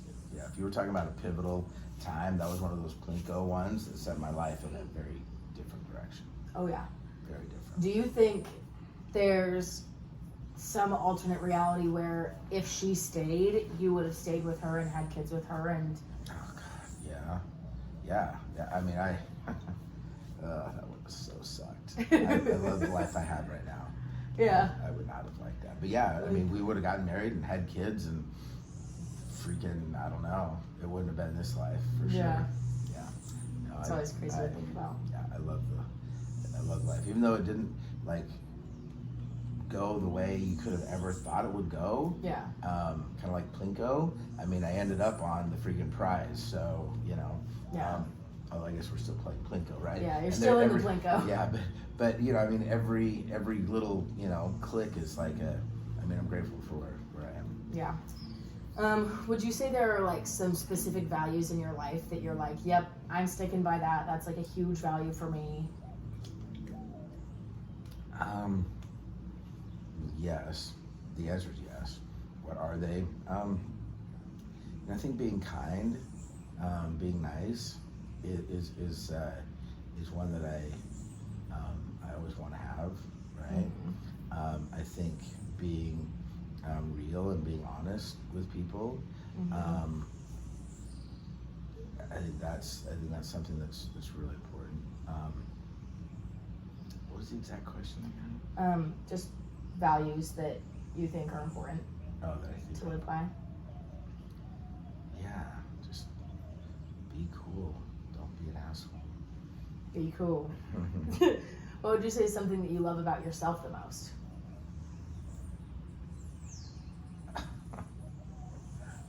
This list should be easy. Well, yeah. There's too many to choose. I don't know where to even start. My first thought was I'm sexy and I know it, but that's just a fun song to sing in the back of my head. I don't know. What was the exact question again? What do you love about yourself? Yeah. I love about myself. I don't know. Maybe that. Maybe that. I don't know. Yeah. I mean, I think. What I think like is that I can genuinely be interested in conversations with maybe even complete strangers, and make them, a friend, even if we have just a short conversation, like being genuinely interested. Yeah. I think I do like that because now I'm not in any social situation where I can't hang, right? Yeah. And not just hang miserably, but actually hang, and have a good time, even though I may never want to be back in that situation again. When I'm there, I'm like, okay, so I like that, just, being able to have this lack of social anxiety, so to speak. Yeah. Would you say that also ties hand in hand with just your ability to communicate and connect with people really well? Yeah. Would you say that that's a strong suit of yours? Well, we were talking earlier, and you and I about just being articulate and how that does give you a sense of confidence when you know you can find your words and you can have conversations, and so yeah. Do you think that's maybe like a benefit of being an older sibling? I find that a lot of older siblings are more articulate with their words. And not to say that all older siblings are this way and all younger siblings are not, but I don't know. I find a lot of patterns in what order you were born in your family and how that sort of shaped your personality. Yeah. Well, that's what I was going to say. I don't think that necessarily somebody might be born with that because they're first or second or third, but I think being in that pecking order, so to speak, a younger child is going to have to fend for themselves differently in a pack than the older ones, and so I think that could kind of shape, like I said, I can see that dog out there. Oh my gosh. No barking. So yeah, I don't know if it's an older thing or if it's like what being older, that environment creates. Like you have to be able to find your words, use your words. I don't know. Yeah. And it is interesting. I think this whole thing of like older siblings versus younger siblings and the personalities that get formed from that, I wasn't crazy aware of until I got with Casey, who, although Casey has a younger sibling, that he's really the youngest sibling. And I don't know if I'd ever been with someone who was the youngest sibling, because it became very, very, I was super aware of it when I got with Casey because of those differences, which I think I really enjoy, because I think a lot of contrast in relationships, at least for ours, is really good. I think we're really similar on the things that matter and on the values that we want to live our life by, but the things that we differ in really are beneficial for our growth. And it's like, oh, well, this is your strong suit and it's not mine, or vice versa, and we can build with each other in that. But it's been really interesting, even like a lot of the older sibling traits that I have of like being super articulate or being like a natural leader. And I think Casey's a good natural leader, but he also wasn't given many opportunities to lead I was gonna say, as the youngest. Yeah, that's what I was gonna say, that just being the youngest or the oldest is an environment that forces certain skills to be developed or doesn't allow certain skills to be developed because it's not needed to. Like, how's the youngest going to be the leader when, Exactly. with 3 older siblings? So Yeah. for sure. But I do realize sometimes I feel like I'm at an advantage with my ability to articulate things. And I think that I can use that, especially in my relationship, to like, also, I'm like, okay, I think I'm really great at steering conversations and being articulate, so I should also be able to use that skill to help him be more articulate in conversations. Because I know sometimes it's like, he's like, you're basically winning in this, not winning, but he's like, you're winning by default because your ability to articulate is better than mine. Yeah, you don't have to work. So let me ask you, I mean, have you, because I know when Amy and I first got together, one of the things that kind of opened up really easy communication was when she was saying, well, I've not been in relationships where I've been able to use my words, so I don't know how to express some of my thoughts or feelings. Yeah. And I was like, well, tell you what, you can express whatever you want, and I'll tell you how I think what I think you were saying, and if that's not what you meant, then you can choose different words, and let's work on helping me really understand you, and you can really understand me by being able to have a do-over, right? Yeah. Have you guys done that? Do you guys have that kind of conversation? We talk a lot about everything, but what was really interesting is, because I've been in lots of like micro relationships, these like 6-month type of relationships, and I think I was very good at being like, okay, yeah, I'll be in a relationship with you, and then when things get hard or when I kind of get bored of you, I'm just gonna leave, right? And so I think that something that I didn't really, the muscle that I never really trained was, okay, how to stay in a relationship and communicate effectively and work things out. And I think it made it really easy for me to be kind of avoidant in relationships. And in Casey's last relationship, he was more of the avoidant guy, and his ex was more like the anxious one that was like, we need to talk this out right now, like let's sit here and work this through. And Casey and I's relationship is sort of opposite, where he's the one that's like, okay, like let's sit here and work this through, like this thing sort of happened and I want to talk it out. Whereas for me, I think subconsciously sometimes I'm like, okay, that just happened and I don't even want to deal with this right now, like let's just freaking ignore that. And so I think that polarity has been really nice, that he's like, okay, I know that you have the ability to conversate and talk about this right now, you're just avoiding talking about it. So he's the one that's like, let's sit here and bring this up and like actually talk this through. But the way that we communicate is great. And it's been really helpful that he's like, okay, this is how I feel, this is how I heard what you just said, even though these are the words you said, this is how I perceived that, and let's talk that through, and this is how that made me feel. And it's really nice because we've really built it a lot on, okay, I'm only saying this to you because we're on the same team, right? I'm telling you this because we're homies, not because I'm trying to hurt you or make you feel bad about yourself. I'm telling you this because I want to help you out, and we're on the same team, and I want to help my partner and also help me be a better team, which has been really great.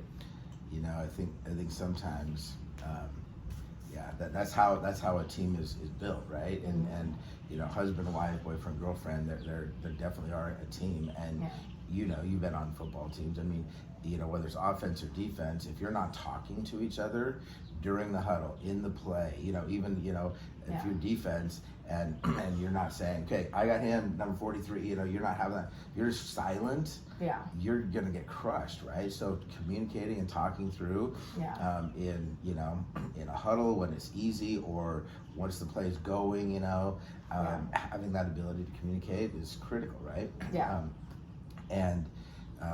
And that's a skill that people come into, at least Amy and I, with different skill sets, and then how do we figure out how to use those together? And you know, things like when you're saying, well, you're making, that's how this made me feel, right? It's easy for somebody to say, well, don't put words in my mouth. Well, I'm not putting words in your mouth. What I am saying is that the words that came out of your mouth hit me this way. This is what I think you're trying to say in different words. And so you can say exactly, yep, that's exactly what I mean, or no, that's not what I meant. This. And just know that that's how I am interpreting it. Yeah. So please say it again. Help me understand where I'm off. We don't end the conversation at that. That's where the conversation starts, right? That's how you do it. And sometimes that's a skill that has to be reminded. Hey, remember, this is how we're going to do this. Yeah. Is, and that's a funky looking dog. I can see it in the Can you see reflection. Wow, that is terrible haircut. or maybe a really really expensive good one. I don't know. Jeez. Anyway, what's that? It was like a Dr. Seuss dog. That was. But I will say, I don't think there are any cons in over communicating, right? Like when Casey was getting the ring to propose to me, it was so funny because he would tell me every step that he was about to do. He'd be like, when you go to work today, don't check your location to see where I am because I'm going to be on a secret squirrel mission to pick out the place that I'm going to propose to you at. I'm like, okay, got it. He's like, calls me, he's like, I'm on a secret mission right now to go pick up your ring. I'm like, okay, sounds good. Like, we're freaking, I knew exactly when he was going to propose to me because we talked so much. So you do like that, or you? I do. I love it. I'm like, if that's our biggest con, is that we're over communicating to the point that there's really not much of a surprise, like that's totally fine. I also really liked knowing exactly the day and when he was going to propose. It's like, I don't know specifically in this activity when you're going to do it or where, but I know you're doing it now, which was nice because then getting ready for that day at the beginning was like, oh my gosh, like we both know what's about to happen later today. So this is like exciting. Well, and it's funny, yeah, because Amy and I talked about this, I hate surprises. No, I don't hate surprises. I like the surprise. Hey, guess what? In 2 weeks, we're gonna do this. Surprise. Okay, cool. Like that's my surprise. And then the anticipation and the buildup of it, and the because just to have an experience and then you didn't see it coming, and then it goes away, and it's just, I would much rather, I get so much more out of an experience or a trip or a dinner or a whatever if I know that it's coming. It's like Christmas, right? Yeah. If you just woke up one day and all of a sudden there's a shit ton of presents and a tree and you're like, oh, cool surprise. I guess it's Christmas. You open them up and you put them away and Christmas just came and went. As opposed to the build up, I like... The suspense is a good part of it. Exactly. And so if there's an event that's going to happen at some point, the surprise is the announcement of, hey, let's go do this, or we're going to do, then it's like, now that's when I start really enjoying it. Yeah. So. Real quick, do you have to pee? I have to pee. Oh, okay. Okay. Pause. Is there a pause? Wow. I actually didn't know that. We are back. Okay. Here's my little pillow. Oh. Okay. Flamingo pillow. There you go. I will say one thing, we were talking about relationships, one thing that I feel like I did learn about relationships that's like really implemented into this one, but even just my entire future, that I sort of learned by default was not raising your voice, not saying mean things because you can't take them back. And I got really, really intentional about that, just in general in my life. A couple years before I met Casey, I was like, I'm not raising my voice or saying mean things or any, that is like an off limits zone. Yeah. So it's really nice because if Casey and I wouldn't say we fight at all. We don't even really bicker. Maybe we have like an occasional thing where we're like, oh, you see it this way and I see it this way. But it's really great. It's just calm, it's peaceful. We agree, and when we don't agree, it's not a big deal, and I love it. Well, I think that's the thing, is how a couple fights says a lot, right? And when it's like if they fight fair and fight nice and fight to, like is it really something worth fighting about? When I say fighting, like having a conversation where you don't really see eye to eye, but you work it through, and even not necessarily like, because there's understanding the other person and agreeing with that person. Yeah. I don't have to agree. You don't have to agree with me. Yeah. As long as we understand, like the whole, what we were talking about before, you know, somebody putting words in their mouth. If somebody says that to me, like you're putting words in your mouth, or if what am I trying to say? If somebody repeated back to me something that isn't what I said, I can either say, well, don't put words in my mouth, or that's not what I said. Well, I have to look at that and go, well, if that's what you heard me say, then that's on me. Yeah. I'm not using the right words to try to communicate what Yeah. I'm actually trying to say. So if you're taking it in a way that I didn't intend it, then please listen, because I'm going to rephrase. I really want that to be understood. And somebody that can disagree like that without it becoming a fight, that's when I say, how do you fight? Well, that's avoiding a fight, right? That's steering a conversation in a way that you're trying to get to a resolution. Yeah. And again, it doesn't have to be something that we agree on, as long as we understand, oh, this is where you know, and some things you have to freaking make a decision on, like where are we gonna set up the beach, you know, blanket here or there, and you were like, I'm just gonna follow whatever you guys figure out. I'm like, I don't even care where. Yeah. So, but yeah, so I think, and then maintaining that, like if you feel like, because there's been times where it's like, okay, we're kind of off base of how we used to do things. Mm-hmm. Let's just make a conscious awareness that, hey, you know, we didn't need to get that frustrated over something that simple, right? Yeah. And go back to how things are easy to communicate with, and like I said, not holding a grudge. So, like waking up the next day, and it's just like nothing ever happened. You know, not that I mean, it sound like big things happen, but just like going to bed, not with everything fully resolved. Because if it's 3 o'clock in the morning, I don't want to resolve it right now. I'm fucking tired, and I want to sleep. And guess what? Tomorrow, we'll care or not care about whatever. Right? Yeah. Then you can work through it. Then if you still need to work through it. And most of everything is such minor shit anyway. There's no reason to, even though in the heat of that moment it might be really, I can't even think of something. It would be so stupid. Like, I don't know, what are we gonna do tomorrow? Or how do we do this or that? It's just dumb little things that you just go, you don't have to agree on this tonight right now, really. Yeah, like we can freaking work on this later. Mm-hmm. Okay. What are a few things or anything that you think we have in common? You and me? Yeah.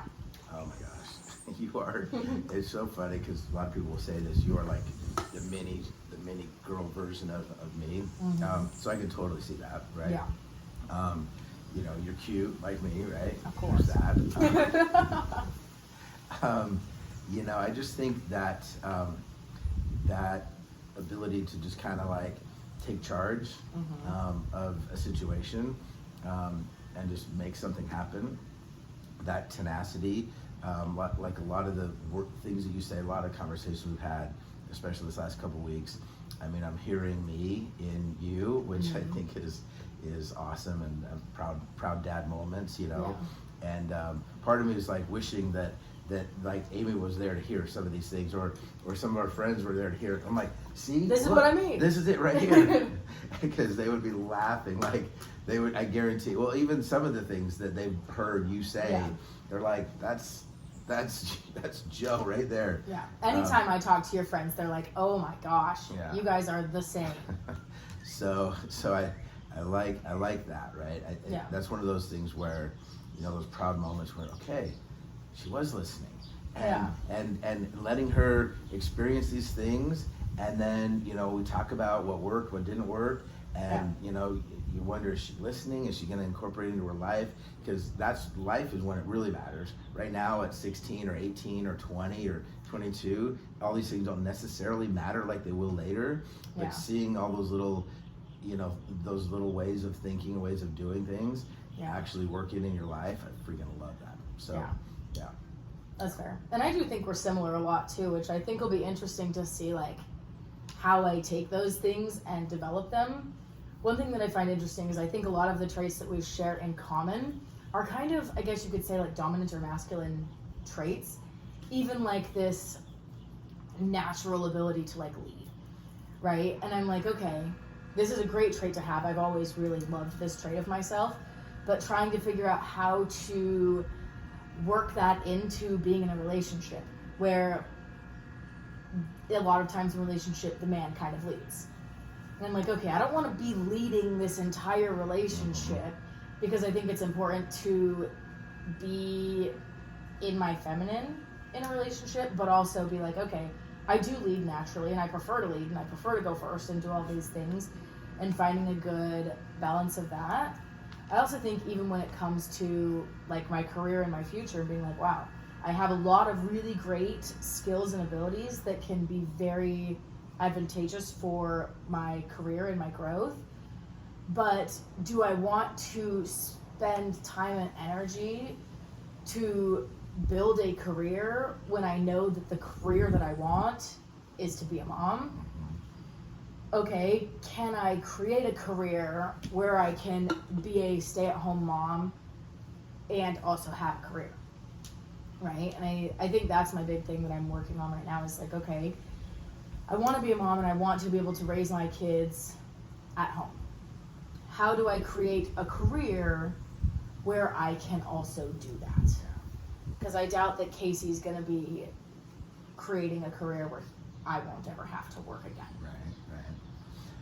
So, a couple of things. First off, I think that the idea that leadership is a masculine or dominant trait. I'm glad you said leadership after that, because it's not. I wouldn't say it's necessarily masculine or even dominant, because there's a lot of really good leaders that lead from behind, right? That know how to lead a group without having to be the one in front, in charge, right? I've really worked hard, like with teams that I've been the leader of, to say this is not the Joe show. Like we're a team, and I need everyone's input.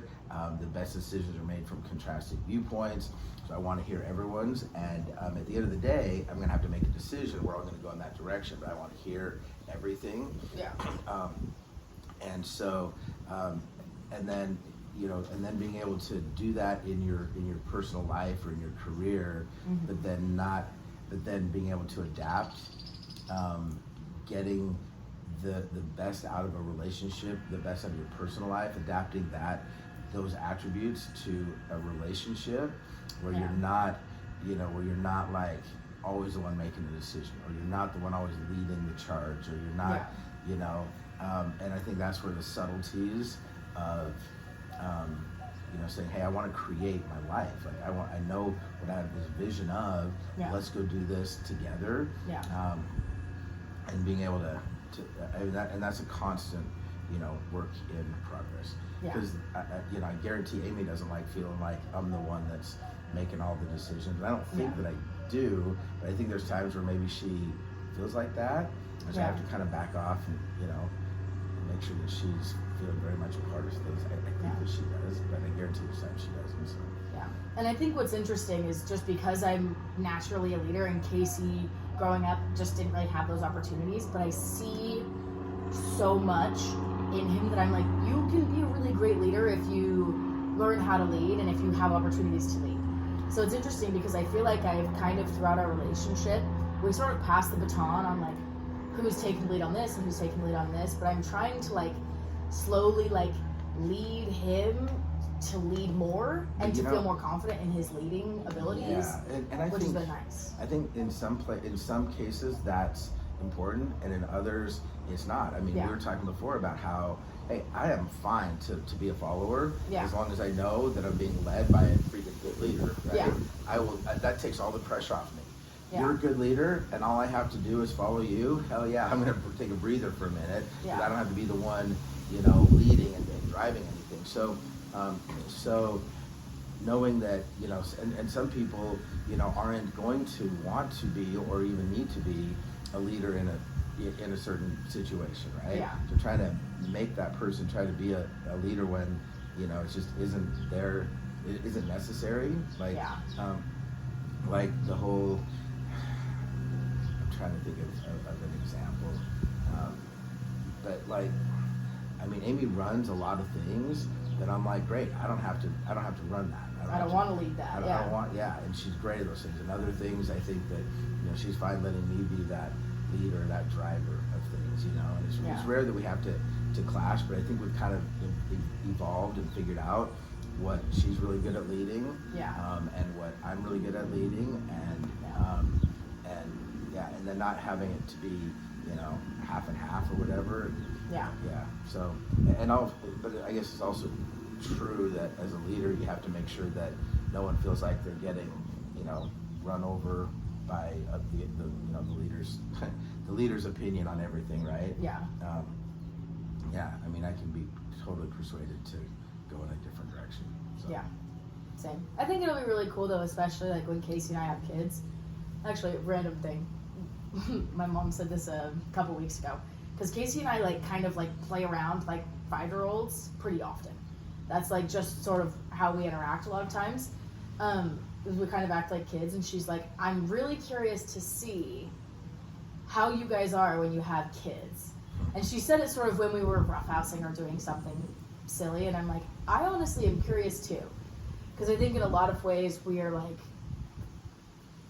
just like random and silly and kid-like on purpose, and so I wonder how that's going to transfer when we've got kids. I hope you keep that, because I think it's great for your kids to see, and I mean, playing with your kids is great. I mean, parents that don't play with their kids, I think their kids are really, missing out. Whether it's wrestling and stuff. I mean, I think I wrestled with all you guys, and I think the big thing too is like moms that play with their kids, because like I hung out with mom a lot growing up, but like when we were going to the pool, mom's not playing with me in the pool. She's laying out and tanning, and I'm either playing with my sis or playing with you. And I think that'll be a good thing that I want to be intentional about, is like playing with my kids as the mom, because that's one thing that I've noticed, not always, but is interesting, is a lot of parents, when they have kids, the moms become less, they are not fun. Moms aren't really fun oftentimes. The dad gets to be a dad and gets to be fun, but the mom just has to be the mom. And I don't like that. When you're a mom, depending on the dynamic of, who's working, who's staying home, who's doing all the logistics of being a mom and running the household, being that CEO, sometimes it's not a fun job. And so it's easy to maybe sometimes to go be in constant work mode and not play mode, as the CEO of the house. So if you go in consciously going, oh, this is what I'm going to do differently when I'm the CEO of the house and the family. Then you'll be digging deep. Sometimes you're like, all I want to do is rest and relax. I got us all to the pool. I got us all here, and now I just want to rest and relax and let the assistant coach, do the thing. But I also think not that's... that I'm into the assistant coach thing, but sometimes you definitely feel like the assistant coach. But I will say, like, a lot of the conventional ways of relationships and parenting and family styles of, like, the husband, for example, will work and he'll do the CEO of making money and providing for the household, and then the wife is usually the one that's the CEO of the family and cooking and cleaning and getting everything prepared. And I think that's a lot of ways how I grew up, and that's something I also think I'm not very interested in. And if that means I have to work for the rest of my life, and Casey does too, so then we can share CEO-ship of the family and the household, then I'm down for that.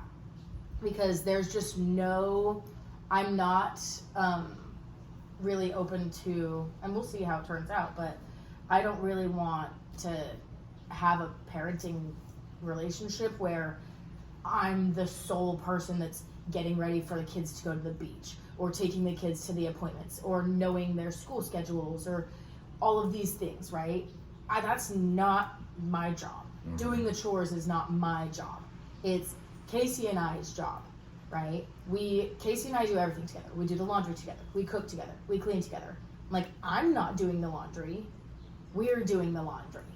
We're doing this. And I think it's easy to do some things like that, and it's hard to do some things like that. And I guess we'll see as time goes on. Well, I think when you put specifics, to that test, I think you start kind of really realizing why things evolve the way they do, right? If both parents are working outside the home, then and they're all getting home at around the same time, then everything's kind of shared equally in that regard.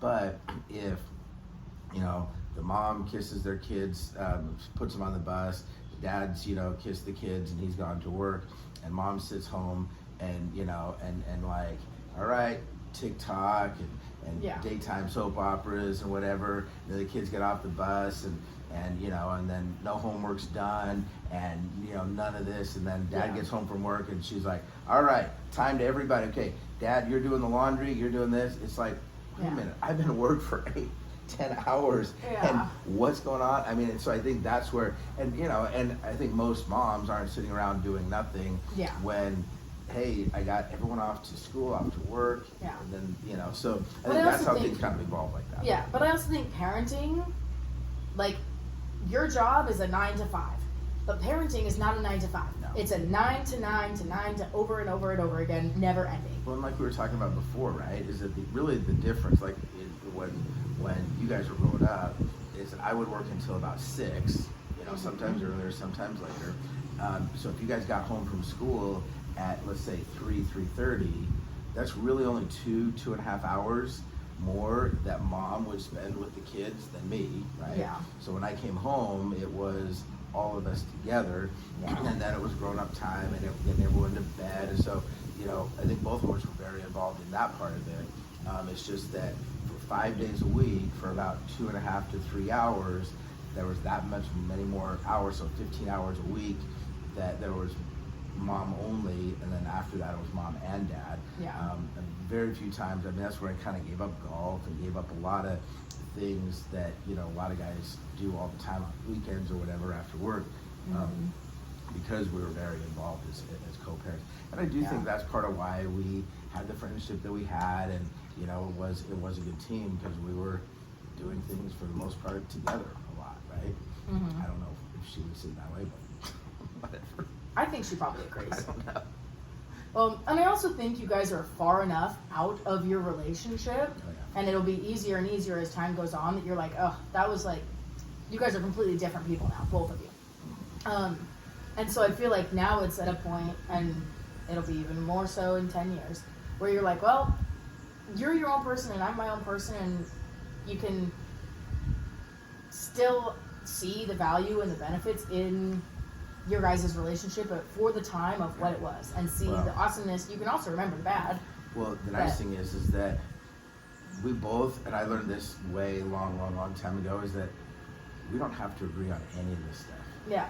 Like we don't have, when we were married, we kind of had to figure out how to agree. Yeah. Now we don't have to agree on very few things at all. Yeah. And we also don't have to see eye to eye. So if my memories are different than hers or vice versa, everyone's entitled to their own memories and their own experiences of it, right?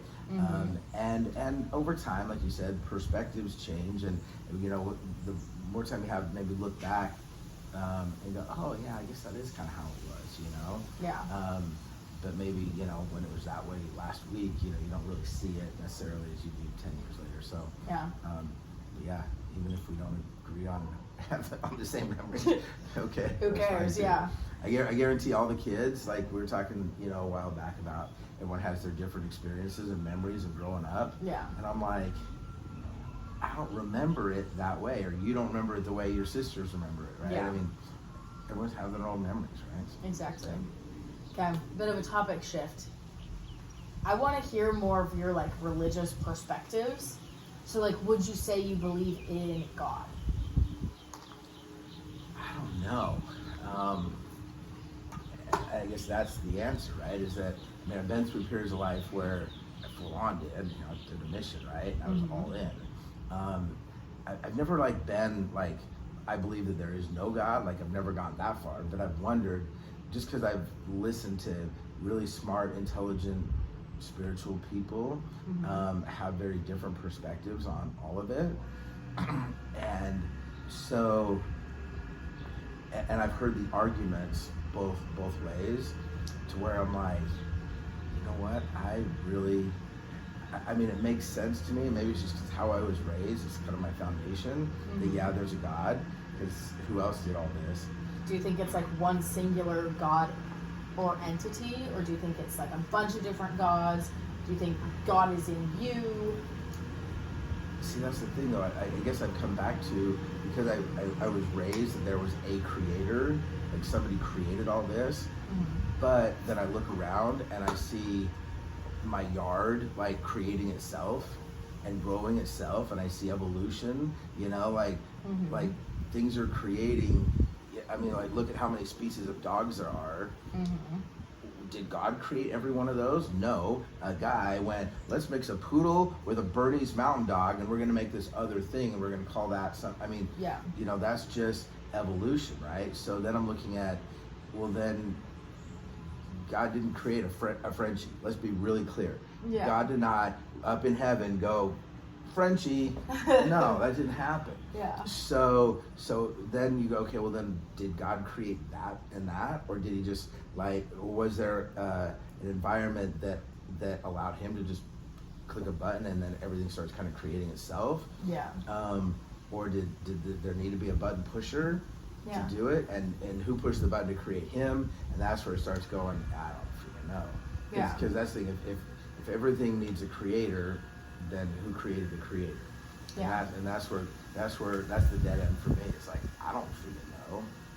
I think I was talking to Win about this the other day, and we got into this topic randomly, but I was telling him about how I think like the purpose of life is that you're not supposed to know the purpose of life, right? Sort of like how an ant is so tiny that it couldn't even begin to conceptualize the fact that it's living on this earth and what this earth actually looks like. It just doesn't have the consciousness level or the ability to even see it, even though it's right in front of its face. And I think that's sort of how it is for us, is like there's so many pieces and so many moving parts to how this all works out and why it's working out, that we even if we were told exactly what it is, we wouldn't even be able to conceptualize it. We just don't have the ability to know, which I think is kind of like, I think some people hate that, and they're like, that doesn't work, that makes me crazy, like I need to know. And some people find like the beauty in the fact that you will never know. I'm definitely in that second camp. Like the frustration that I would have if I had to figure it out and know it and be able to say I know it. And some people have to be able to say I know it. And for me, I'm 100% fine going, I know that I don't know, and it'll all work out. And I don't believe that if I don't do all these little things that a Christian would say, that somehow I'm going to be burning in hell. Like, I can't believe that that's actually a thing. But there's people that full on believe that. Would you say that you believe in hell? You know, if there is a life after this, because if there isn't, none of that matters at all, right? But if there is, then I kind of feel like we're going to take our consciousness with us, and all of the celebrations of all the things that are great, and all of the frustration, or all of the regrets of the things that weren't, and that might become, you know, a hell, so to speak. Like living in regret, I think is hell, right? And then the question is, okay, well, you just do that for freaking ever and ever and ever. Like, that doesn't make sense to me. There has to be, like, do you think there's a point where your soul, like, it gets to a certain achievement and then you get to go to this like soul resting place, resort? Like, or like that, you've banked the amount of lives that you needed, now you're going. See, I think for me, like, having something to look forward to, like if you talk about damnation, damming something is to stop its progression. If you dam a river, you're stopping its progression. So damnation, in my mind, is nothing to look forward to. No way to progress. No way to grow. You're seriously just stagnant. Put me on a beach for a couple hours and let's go out and have a great dinner. That feels awesome. Put me on a beach for 2 weeks straight. I'm hating beaches after that. You know what I'm saying? Because nothing's happening after that.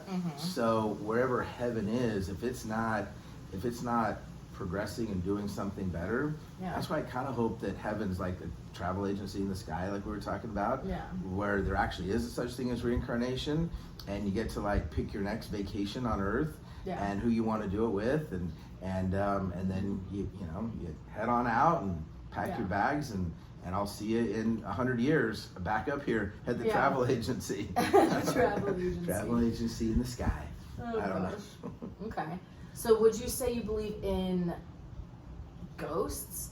Like, do you think there's a possibility that some people, for whatever reason, when they die, instead of their soul going back up to this soul gathering place and getting sent to your next vacation, you could die and your soul stays here for some reason and is trapped here? Okay, so ghosts and spirits, I would say there's probably a different, in my mind, there's kind of a different connotation. Mm-hmm. A spirit would be, a ghost seems, I don't know, very Halloween-y. Mm-hmm.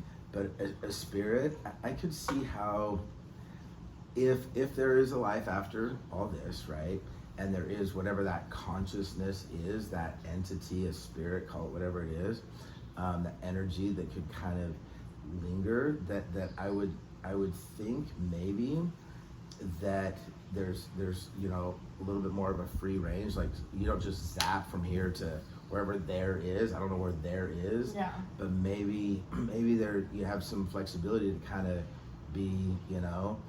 around wherever you want to be, but most people would maybe want to go wherever there is. I don't know. Yeah. I don't think that in the universe that haunting, like putting out revenge against the humans that wronged you, Yeah. I don't think that's really a thing, or there would be a lot of hauntings. Like, because if someone's like, I want to go back to that asshole bully from third grade, I'm gonna haunt the fuck out, like everyone would there'd be constantly haunting. So Constant haunting. Constant haunting for revenge. So I don't think that. I think there's an anti-haunting clause in that life hereafter where, Yeah. So yeah, I don't know. Yeah. I don't know. Like, I think the part that's confusing for me is I'm like, okay, I think that your soul goes up and you can reincarnate, but then it goes into the question of like, okay, like, have you ever seen that guy on TikTok, the karaoke? No. He's like an Uber, but he's also a medium. I think I have seen like a couple of videos about that, right? And so he'll like, these people get into his freaking Uber and he's like, your dead mom is sitting next to you and her name's Teresa, right? And she used to call you da-da-da-da-da. And these people are just like, what the fuck? This is nuts. And so I'm like, okay, does that mean that their soul is here on earth with you? Can your soul basically be divided into all of these different places at once? Can souls purely be up there, or can they purely be trapped down here? Like, there's this one book, it's a really short book that Casey loves, I don't remember the name of it, but I read it.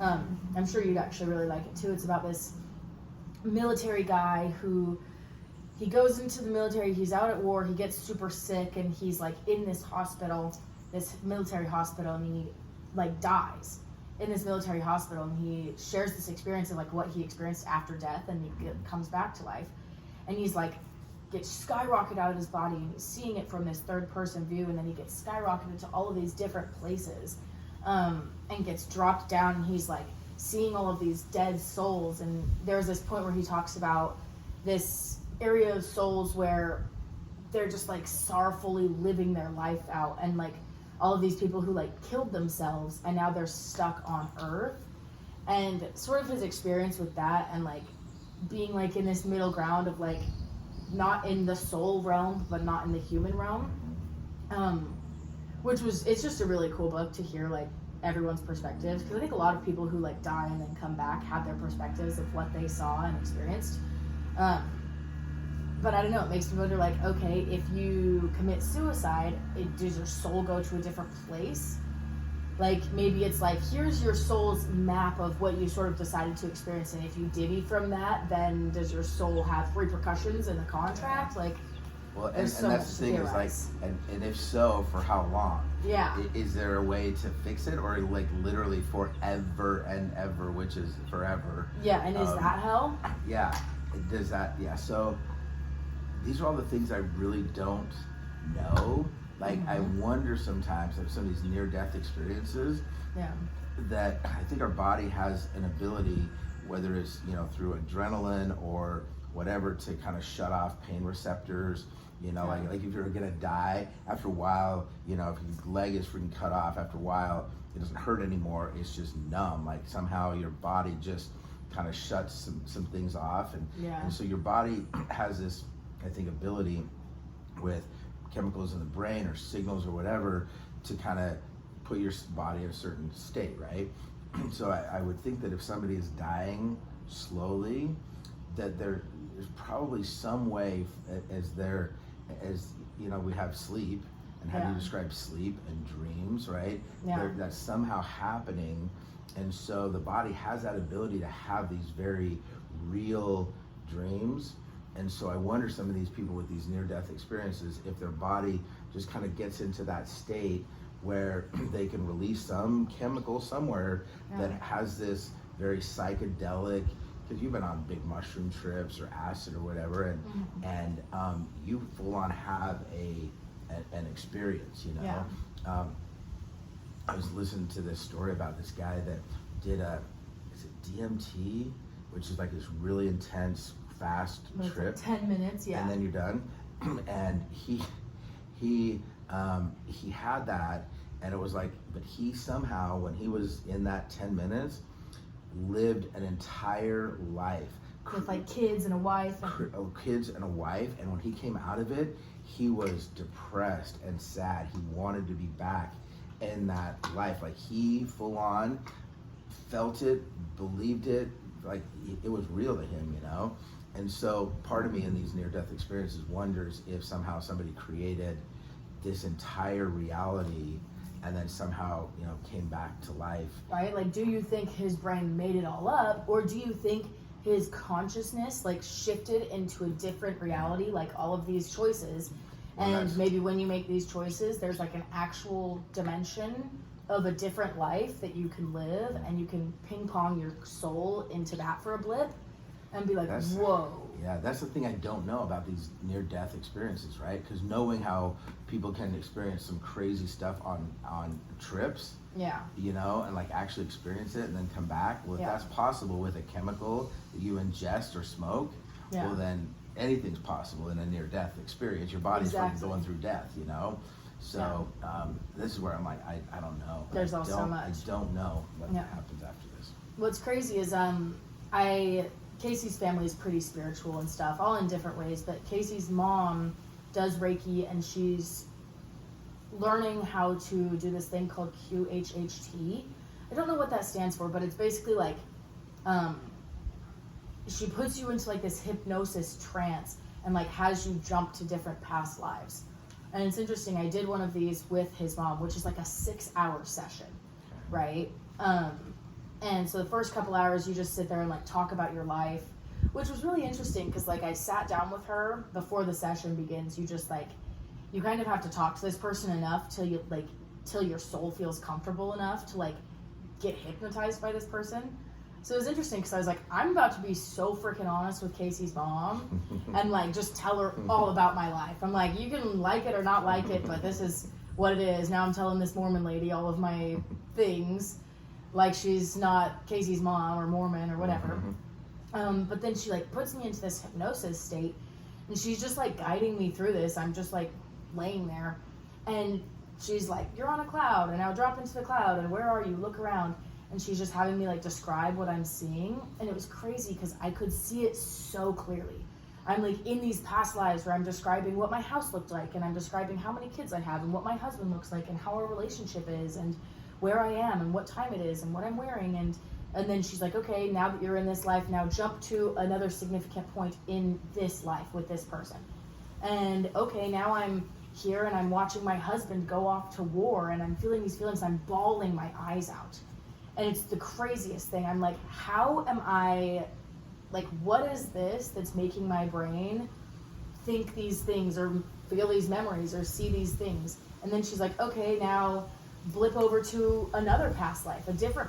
And now I'm in this life where I'm this like rich man, and I have this giant house. I can see this house so clearly. And I can see the kids I have and the wife I have and what our relationship is like, and I can describe what the death experience is like, the last day that I was alive in this soul. And it was really interesting. And little things like that, or like psychedelic experiences where I'm like, yeah, I'm my soul, but I'm like an alien, right? Like one time I was on this huge trip and suddenly I like blipped into my room, but as like a different human being, like not even a human being at all. I'm an alien.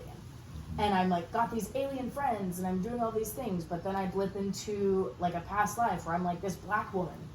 And it's like these weird things where I'm like, is my brain making up these scenarios, or is this actually like little specks that my soul remembers that my human body doesn't, but this has just given me like a sliver of that? You know, who knows, right? Right. Who knows? I would think that for me, if I were having those kind of experiences or memories or, you know, trips or whatever you want to call it, if I could find value in that memory or that recollection or that enactment of some past whatever, or some memory, if I could find value in it, like oh my god, like I'm so like whatever the value is, I could find out of that memory, I would find it valuable. Whether it was like a really vivid dream, you know, or dream-like state that somehow you wake up, you're like, that dream was really freaking real. Or that trip, I mean, so many people, if they really want to do mushrooms with intention and really come out of it a changed person, you can go in and have that kind of a trip and come out like a whole new perspective on life. With whatever it is you felt or experienced or recalled in there. So whatever it is, a memory, past life, you know, a fantasy, whatever that is, there's value there. Man, that's great, right? Yeah. And I've always wondered, like, when we die, if there is a past life, will we all of a sudden be dead and like understand it all? Will it all make sense? Or will we just be in this other place so going, confused. Okay, now what, right? Like, will we like all of a sudden like know everything?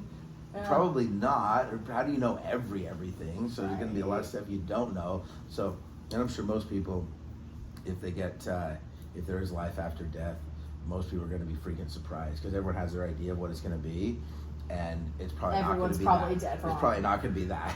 Yeah. So. That's why I find it funny when people are like, I know this to be true. And I'm like, we don't know anything. Yeah.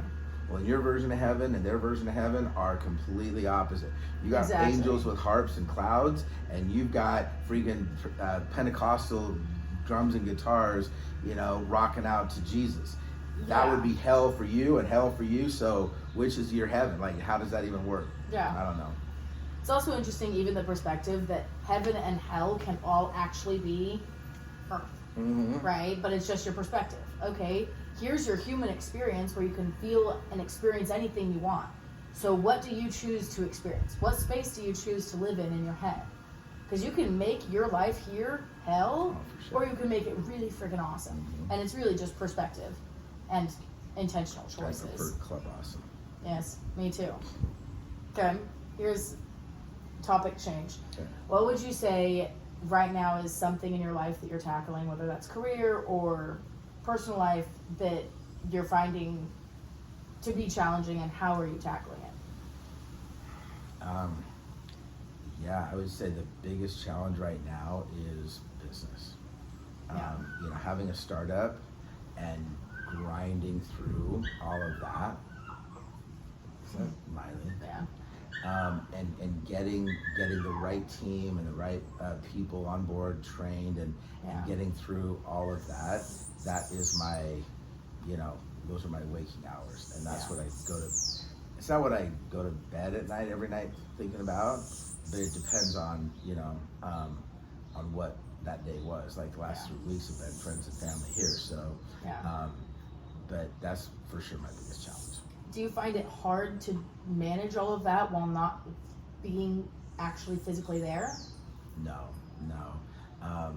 Because any business that is going to scale, you can't constantly be at every site in that business, right? Yeah. So you have to have a way to be able to run the business without having to be on site. Yeah. So that's not the problem. Yeah. The problem is just sometimes things take longer. There's certain things that are kind of out of your control. So how do you control them as much as possible? And there's a lot of little levers that, this has to work, and this has to work, and this has to work, and sometimes 4 out of 5 work, and 3 out of 5 work, and so it's just constant that. So that's my biggest challenge, right? Yeah. But we're making good progress right now. So nice. What would you say is like a strength or a personality trait that you would need to be in your career?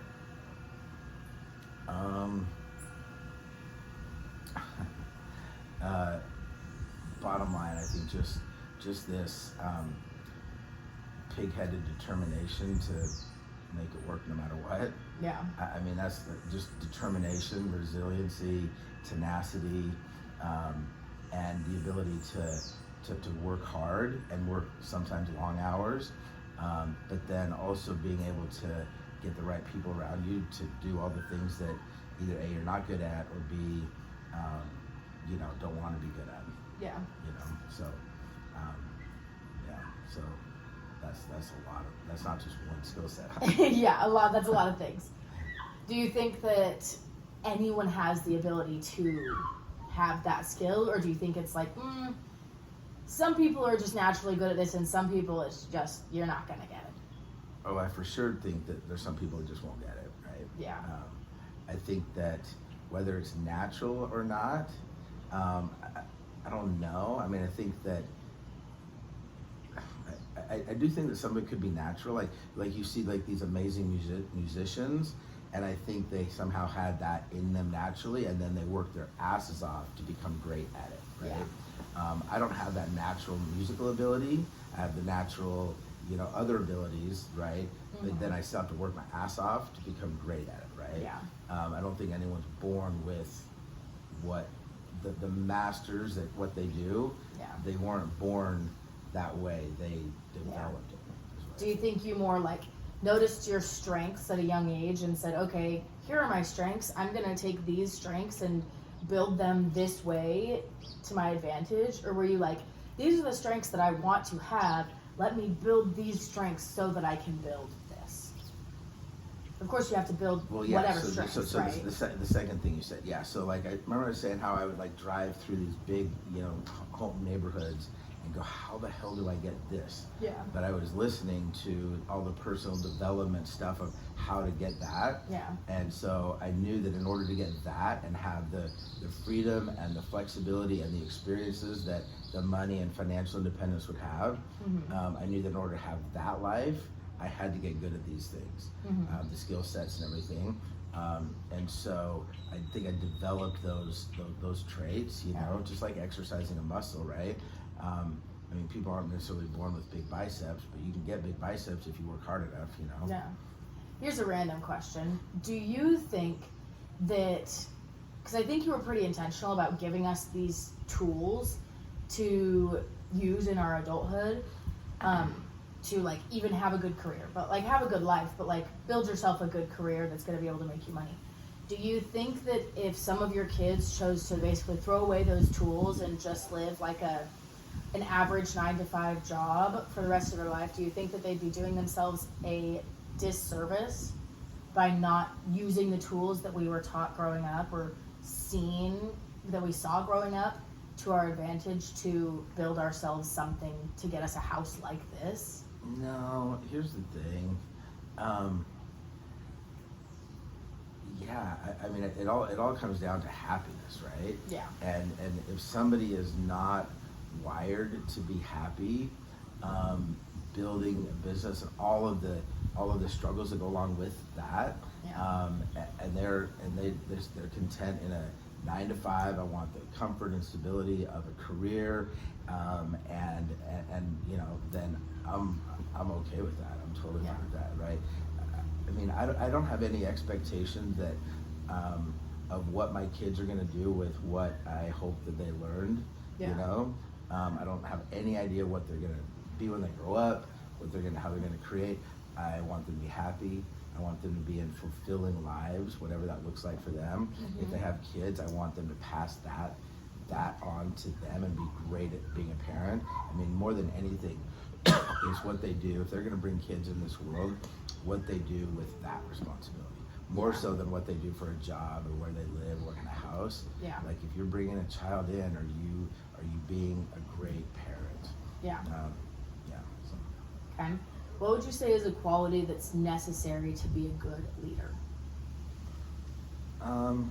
I would say listening to the people around you, because there's no way if you're just shutting everything off and just saying this is how it's going to be, and then you're going to mess up, right? So I would say having good people around you can trust, that are smart, that are on board with the same intention. I would say listening, and then being able to make a decision, and then the tenacity to just move it forward regardless of what obstacles are getting in your way. Yeah. Good answer. Okay. Now we're getting into random topics. Okay. If you knew right now, if you had the option right now to know how you were going to die and when you were going to die, would you want to know?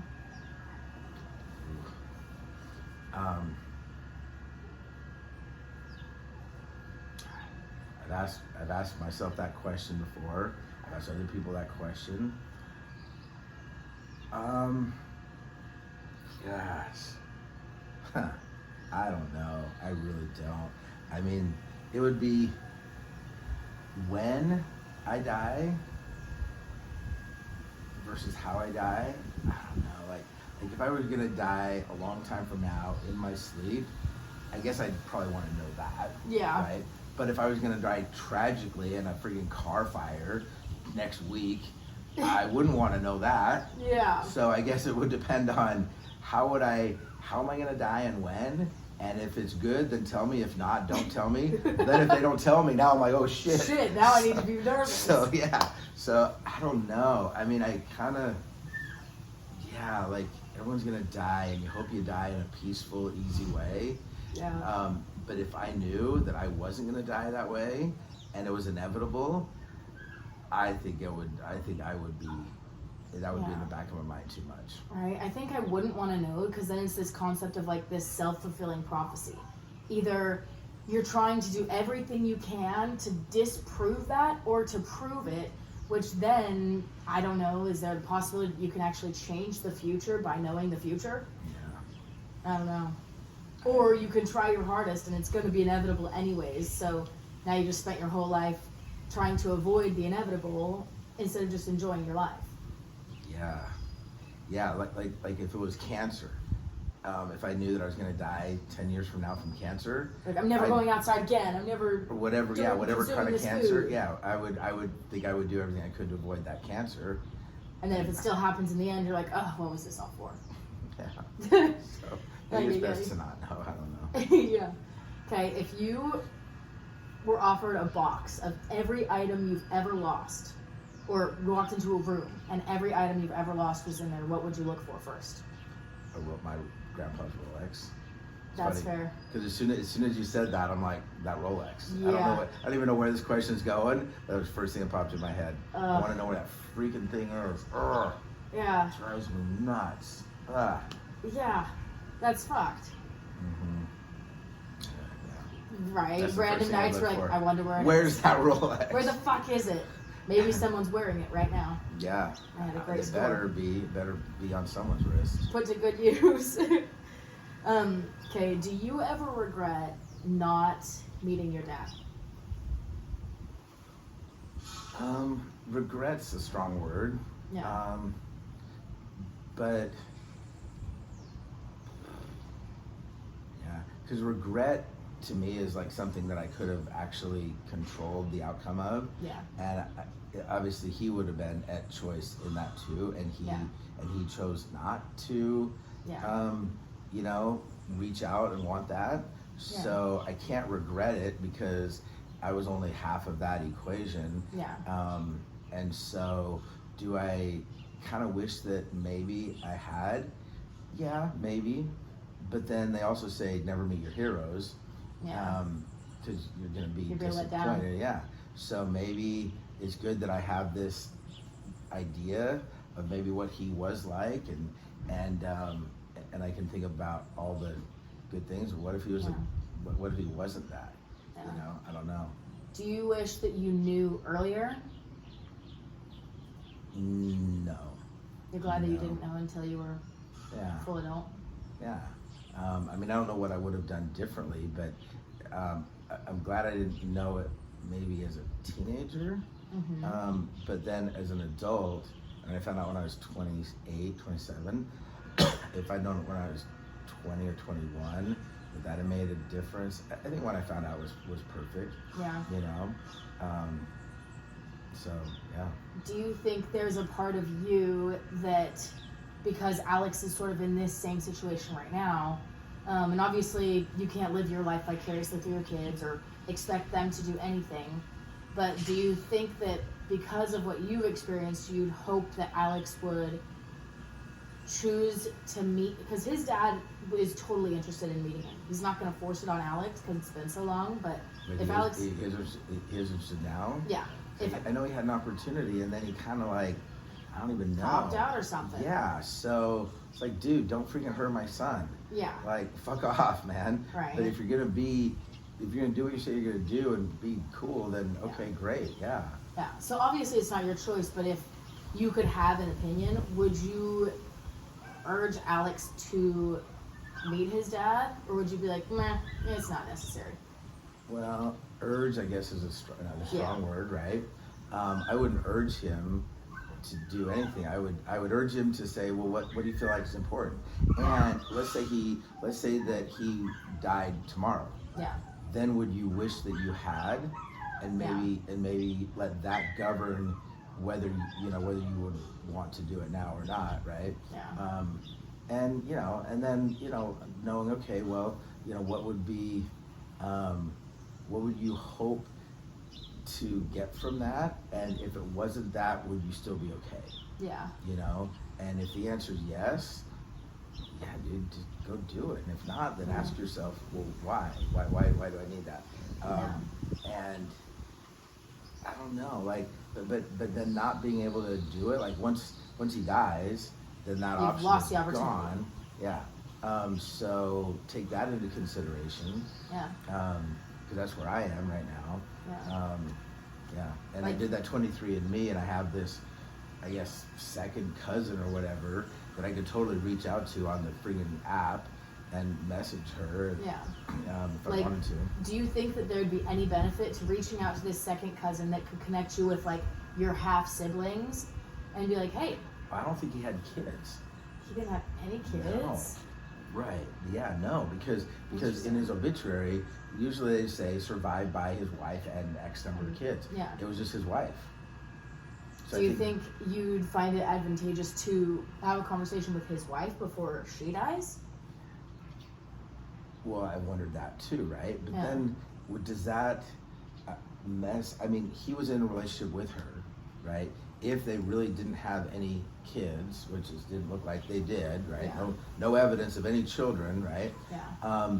Then, like, if all of a sudden a child from his past comes into her world, what does that do to her? Either A, maybe they didn't want kids, so why would she want to have me there, talking to her? Yeah. She couldn't have kids, so that could be another heartbreaking thing. Yeah. But then there's a possibility where all of a sudden she sees him and me, and she's like, oh my God. Yeah. So could it be a benefit to her? Not, I don't know, right? Yeah. That's why part of this 23andMe thing with this second cousin thing or whatever that is, so it's his brother's daughter. Okay. Is how the family tree works on that 23andMe. Uh-huh. So if I were to say to her, hey, your uncle, I don't know if he still goes by Rico or if he goes by Ronald or Ron or whatever, but your uncle, and somehow start that conversation, she would know whether it would be okay or a good idea to do that. Yeah. Right? Because then it's the question of, okay, let's say you were to meet his wife and she's like, oh my gosh, he was so amazing. There's all of these awesome stories about your dad. Do you think that would make you think, damn, then it starts to get you thinking, I wish that I could have experienced him being alive. Yeah, or or hey, I'm loving hearing all these cool stories. Yeah. And I want to see pictures, and I want to know more, and I want to hear the stories. Yeah. And maybe hearing the stories would even be better than meeting the guy.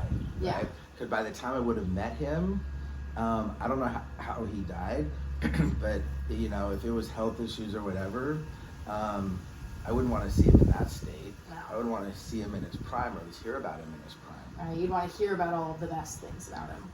But it does suck that he died at freaking age of 65, 68. Yeah. Like that sucks. That's 10 years older than I am right now. Yeah, that's not good statistics. Yikes. Well, who knows? Maybe one day you'll communicate with them, or maybe never. I just need to open up the app and message this girl. Right, it's just a thing of like, why not? There's these theories of like, oh, well, if I did this, or if I did this, or okay, well, why don't you just do it?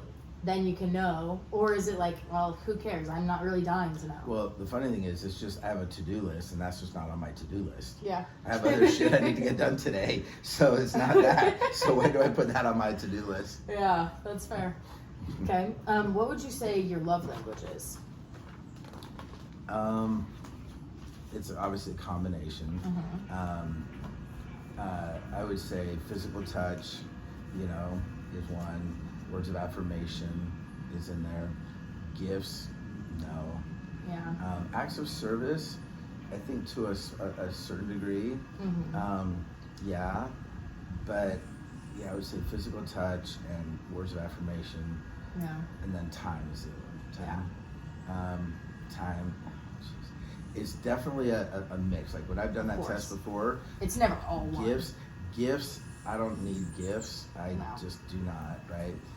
If somebody buys me a gift, I appreciate it. Yeah, you say, cool, thanks. Yeah. Now it could be an amazing gift, and I would really freaking appreciate it, but I wouldn't feel love from it. Yeah. I would just go, that was freaking cool, right? Yeah. But yeah, all the other things. Yeah. I don't know. What's yours? Well, it's interesting because when it's different being with Casey versus everyone else. Like I would say my number one with Casey is physical touch. But like, I don't want to like hug Katie or like, I don't really feel like touching anyone else.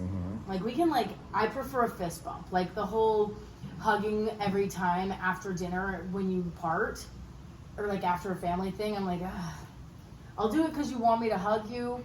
It's not like I hate being hugged, but like I'd prefer a fist bump or just like a salutation wave. That's my best way to bid dues. And I don't know why I'm like so wanting to touch Casey all the time, but like not everyone else. What the deal is with that. I would say quality time is probably my biggest one when it comes to like family and other people. Words of affirmation isn't really that huge for me. Like if someone like tells me how much they care about me or tells me how beautiful I am, I'm like, okay, cool, like thanks. But like it doesn't like mean a lot to me hearing those things. And maybe that's because growing up, like words sometimes, like if we're fighting or whatever, like those words, like I just had to let them roll off my back. I'm like, you could be disappointed in me, you could be proud of me, you could think I'm awesome or that I suck or whatever. I'm not and gonna like, let words affect me. I just can't let it affect me because the words that are being said sometimes are not fucking true. Yeah. So I just have to let that just not matter. Yeah. But quality time I think is huge, especially with family is like, and I think I made that a big thing growing up, is like spending intentional one-on-one time with everyone in my family and building really good personal relationships with each of them. And I really like that. I think that that's huge with anyone that I have in my life. That makes sense. So, and then was another gifts. Gifts is probably nothing, right? Like I don't give many gifts. I don't receive many gifts, but I think we were kind of raised in that way of like Casey's family. There's 5 kids and they're all doing these, oh, here's a gift for your birthday. Here's a gift for Christmas. I'm like, just so you know, babe, I will never, ever, ever buy any of your family member a gift for their birthday. I just won't. If we give a shit enough to like go have an experience with them, cool. I'll totally take them to an awesome experience, but I'm not buying them a gift. Yeah. Or even like a dinner or something. Yeah. I mean, I would do dinner over a gift. Totally. Like, dinner, experience, hang out, whatever. Yeah. But why am I buying you a trinket? Yeah, I'm like, that's just weird to me. Like, I'm not doing that. Even on Christmas. I'm like, if your family's pulling names and everyone gets one person a gift, I'll do that. I am not getting all of your siblings plus all of their fucking kids and your parents a gift. That's insane. You have to, I mean, whatever their tradition is, though, you got to kind of fit in with it to some To degree. an extent. Yeah, because if they're like, well, we're always giving, gifts, and as you guys are together, Yeah. it'd be totally shitty on Christmas morning. Everyone opening up gifts. We're like, not us. Yeah. Yeah. But giving gifts of experiences. Yeah. Saying, I'm not gonna buy you a trinket. I'm gonna buy you, hey, here's a cool gift thing. card to Texas Roadhouse, and y'all are coming with us. Right. That kind of thing. And like how families always evolve, especially during Christmas. Like right now, his family's in this thing of like, they don't buy all of the siblings gifts anymore. They usually like pull names, but it's the names they pull of the 4 siblings. The youngest sibling isn't in that. Everyone has to get the youngest sibling gifts. So she'll be like, here's my Christmas list that everyone's wanting. Get me all these things. I'm like, babe, do not get Jaden a Christmas gift. You're not getting your other sisters a Christmas gift just because she When does that change? Exactly, right? I'm No, like, that's what I'm wondering. Is it because she's 15 and she can't? Does she give other people gifts? no, she doesn't give anyone gifts. She just receives gifts from everyone else. But she has 2 parents that are divorced, so she already still is having 2 Christmases, Right. and now she's got 7 siblings, and she wants 2 Christmases plus 7 gifts. So whenever I see something that kind of feels out of line like that, Yeah. I'm always asking, when does this end? Yeah. Okay. And I think this last year was when it ended. Well, that's what. Yeah. So then, okay. Well, then why? Yeah. Like, is it just everyone kind of realizes that's odd, or she got to a certain age, Yeah. or what is it? And then but if it's we're gonna keep doing it until when? And then Yeah. what's gonna be that change? And then well, why would we change then if not now? Yeah. And that's how you have conversations around shit needs to change. This is right. Yeah. But it is interesting, even like right now in this phase in our family, like we're at this point where things are evolving, right? In the next probably 3 years, 4, kids are going to start popping out. And then it's, okay, for how long do we keep doing Christmases as a family? Well, I think Christmas as a family, hopefully we're always doing things like that. That's why I think, being able to have 2 or 3 days of celebration. But yeah, as you guys have kids, you're gonna want to wake up on Christmas morning with those kids, right? Which is why I'm like, I'm just gonna go get out of the way of all that, and we're just gonna do it on Christmas Eve, and that's great. Yeah. But like even the question of, okay, at what point do we stop doing stockings for our 30-year-old adult kids? Yeah. And it's probably when they start having kids, But then the first kid comes out, and all of a sudden no one gets stockings. So right, or it's everyone gets stockings except this one. Yeah, like how to do all that, I have no clue. Yeah, and it'll be cool to see how it evolves, because, right, who the heck knows? But I don't know. Casey's family is sort of in that right now, where 2 of them have kids, and I think they're slowly gonna start. Their Christmases are evolving. Right now, they only do like 1 year on, 1 year off. So some years they don't do anything together as a family for Christmas. But I'm like, yeah, once my kids are like cognitive enough to understand what's going on with Christmas and that they're getting presents and that that's a fun thing, like we're not going over to anyone's house on Christmas Day, right? We're staying at home.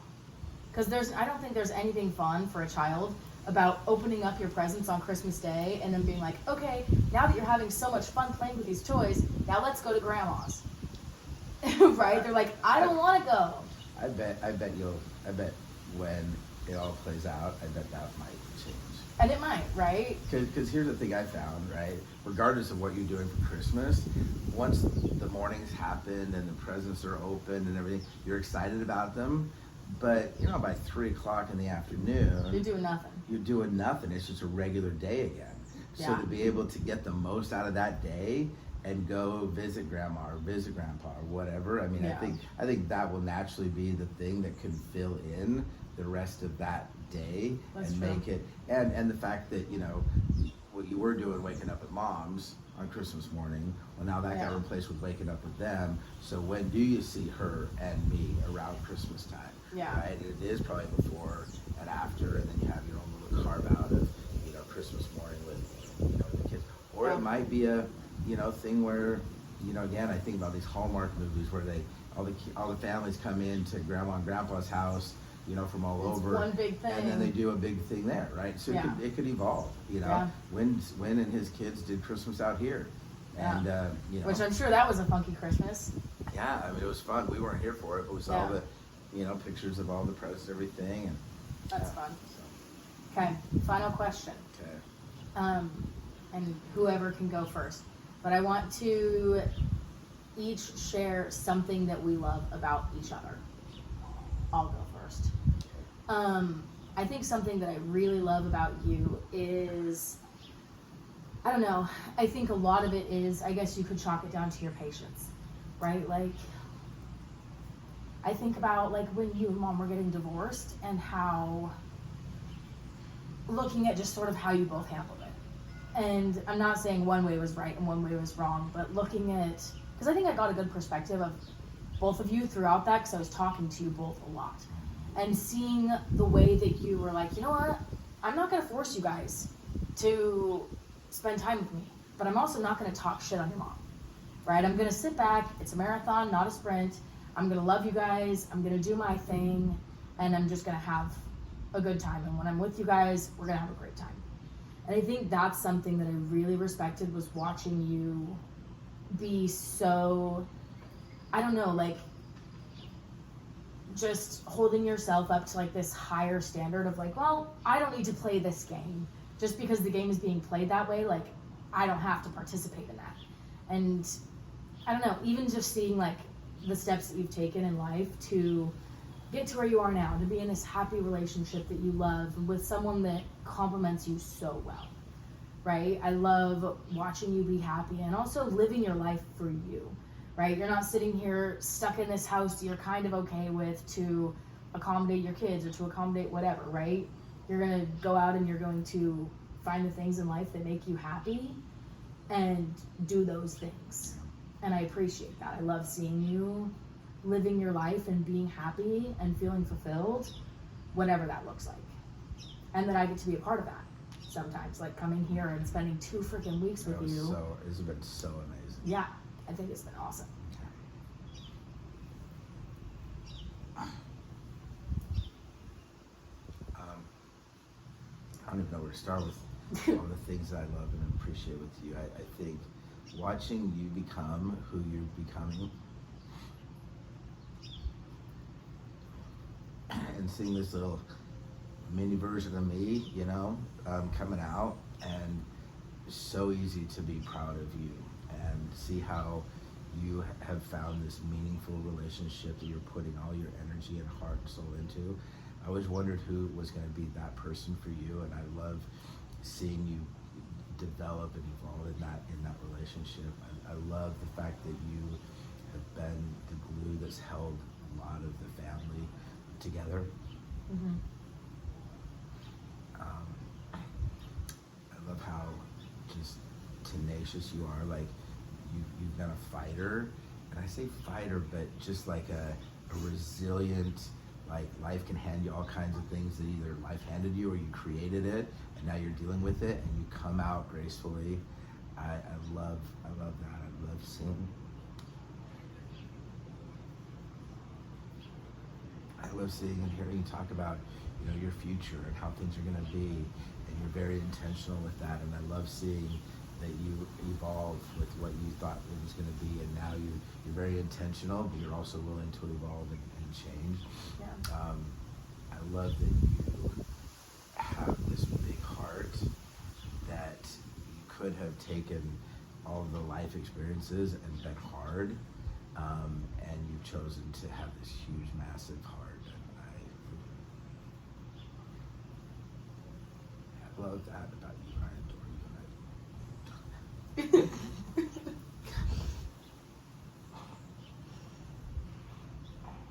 I didn't think I was gonna cry. I thought we got all the way to the end. We were all the way to the end, and I didn't cry. And then all of a sudden, you hit me with that. There you Okay. go. Well, yeah, and one thing I've definitely realized is I gotta tell you guys more often all the times I think about you. There you go. Yeah, One text away. I know. It's just, when I text one, I gotta text all of you. No, I think it they all means. gotta be I different. think it means more when you just text one. Well, I know, as long as you guys aren't all together, and you get I'm thinking of you and your sisters are like, what the hell was that? Their time will come. Yeah, but in that moment, that would Yeah. suck. So if you ever get one of those and you're with your siblings, don't say, hey, did y'all get one of these? Don't do that. 'Cause, Yeah. Good deal. Okay. Okay. Well, I love you. Thanks for the interview. Uh-huh. We're Now signing we have a out. flight to catch. Yeah. Oy.